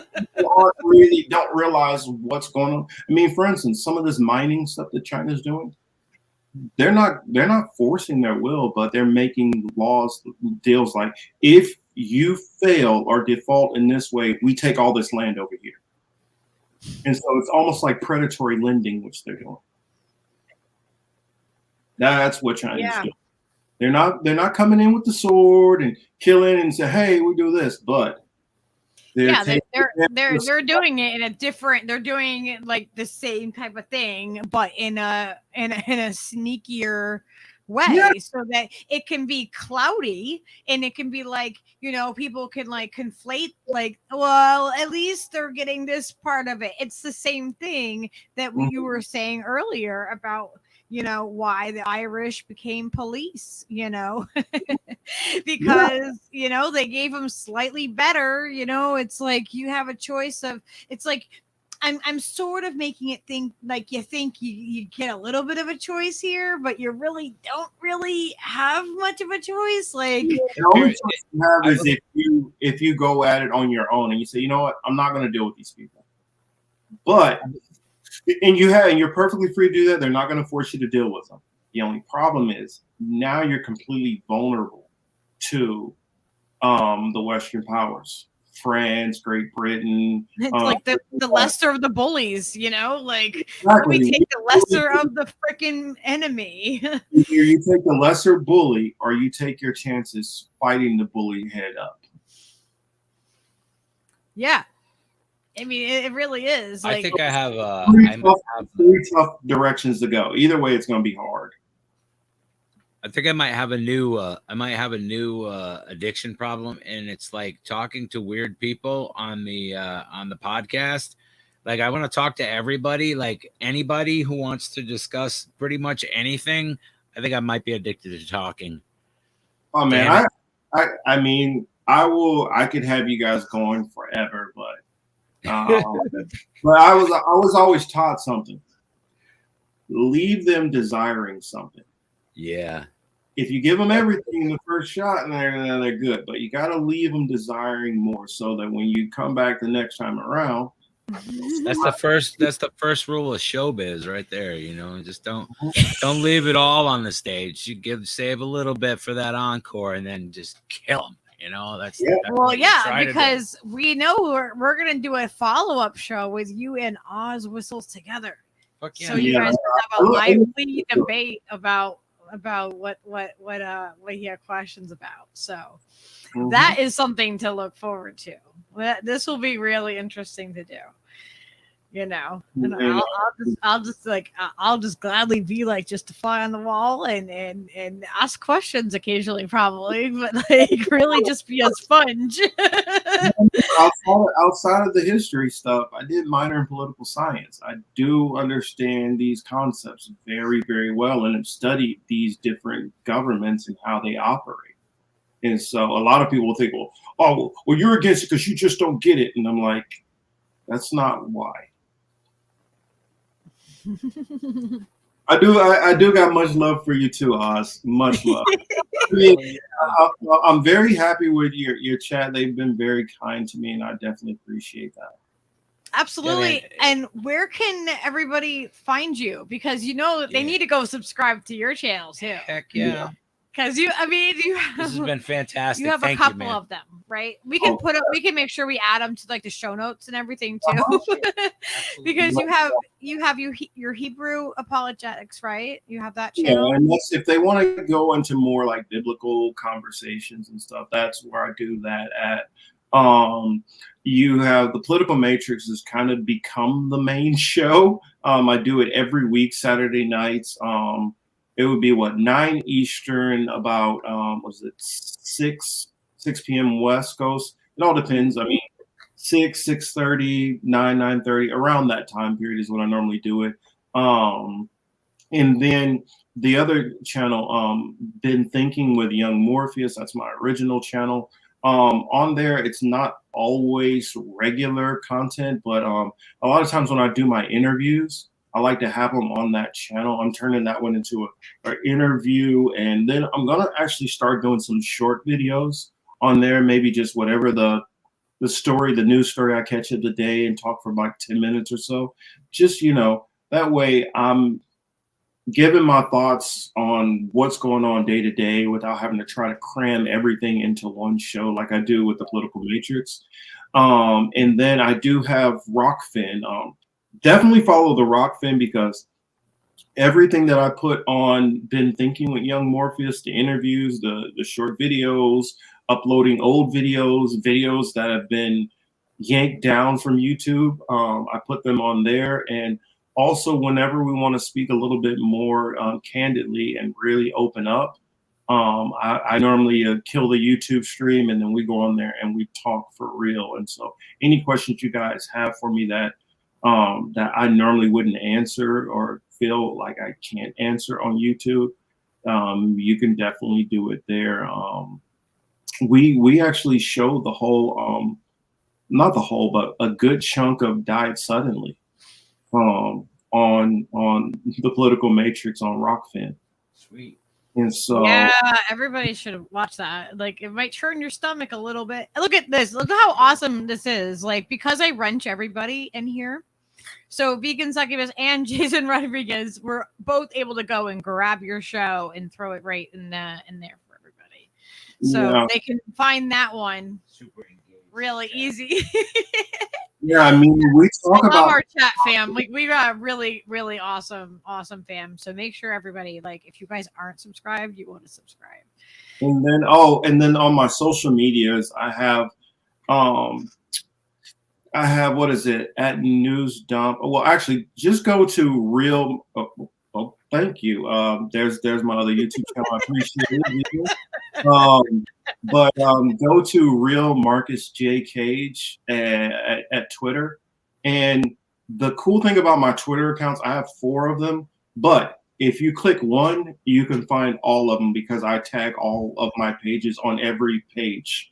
And so any videos that I do over the 3 channels, I just upload the videos onto this one. So they're able to find them easier if they miss notifications or whatever. And then I have my one for Hebrew apologetics that I go into. And then I have the Young Morpheus one that's separate. That's where I do a lot more of my talking and commenting on people's pages. And then I have the one, that's mainly that I do show stuff or news stories that go along with stuff we talk about there. So that's why I have the separate ones for the different separate topics. I know. You have so many different shows and so many different things. I'm like, I went to like tag you and I was like, oh yeah. And I'm like typing it out and I'm like, oh wait, I think he has another one. I didn't realize it was 4. I have 4 different channels. 4 oh my God. And then I have I'm on Facebook too, which sometimes I'll stream episodes on Facebook. And then I have see how awesome our people are. Man, they're finding all my stuff great. But yeah, this is how you find me. I do tell people check some of my older videos of some stuff. It's kind of interesting. Like when I go back and like there was a video I did about I remember Biden saying Trump was the first racist president we ever had. And so I did a video breaking down every like racist president and what was their issue. Because like some of them, everybody think, oh, well, it's against black people. Well, some of them didn't have a problem with black people, but they didn't like Asian people. Some of them had an issue with Native Americans more than anything. And so, I mean, that has to be brought in. And then you had some people who they didn't have a problem with anybody necessarily, but they weren't courageous enough to push back on anything either. And so, going into all those things. So, I appreciate it so much, man. Look at Miguel over there. He's putting it out there. Thank you. Yeah, just hit a Real Marcus page and you guys will be able to find me over there. And my DMs are open. I mean, I have conversations with about everybody. And if you're not on Twitter, you're not on Instagram, you're not on Facebook, you can email me at marcusjcage@yahoo. So that's how, for those who don't do any of that stuff. And now I warn you, I don't check my YouTube nearly as much as everything else. So it might take a moment to get back to you. I have contact with him too. So like if there is an email or something and you're like, oh, he's not getting back to me, Yeah, just hit up Lucky or Steve and they can literally just shoot me a text or call me even. The main reason why I have Facebook is because when I was overseas, at that time there was no Twitter. Facebook was the thing before it got the way it is now. And I just have tons of family and classmates. And so most of the people who follow me are all like relatives and I don't really get into anything crazy. Yeah. Vicky, absolutely. This is great. This is a great thing to talk about. We should do it. We should do some stuff on this is, getting back to basics, growing your own food, buying local, use, local cooperatives. And I have knowledge on that too. Yeah, I know. We have more shows to do. There's a lot of collective knowledge here, and this has been fantastic. Thank you, Marcus, I know. for hanging. My brain feels like satisfied with information. Like I'm like, got a belly full of knowledge. It feels good. I like that feeling. The scriptures describe, getting the word as food. It describes it as getting food and getting fed. And so every day I'm feeding myself. So in turns, I try to feed others. That's amazing. That's amazing. And yeah, we will let you guys know. We will be doing more work together. Absolutely. Because this has been a great conversation. It's like 3 hours and almost 45 minutes. Jesus. Yeah. Okay. And I try to coordinate with everybody to let you guys know there is no channels out there I have beef with or that I'm going to be out there beefing with anybody. So I try not to, if anybody's like, oh, well, why come you're not crapping on these people? Me and Chris, we're like Switzerland. I don't know for those if anybody knows what that means. we're neutral territory. We're not in it to beef with nobody. I don't know. Switzerland, today's standard of Switzerland is that. Well, you know what I mean. Kind of questionable. He's like, no, Steve, don't be realistic now. Just go with the Switzerland metaphor. The old school Switzerland where it literally was neutral territory. All right. Fair enough. Remember the first John Wick. We're the hotel, okay? Please be specific which era Switzerland. That's what I said, the first one. Yeah. No hits inside of the hotel, okay? Exactly. So we will be catching up with Marcus very soon, you guys. So look out for more collaborations coming up. Please hit the like button on your way out. We're going to say peace out. And we love you guys. Much love, people. Then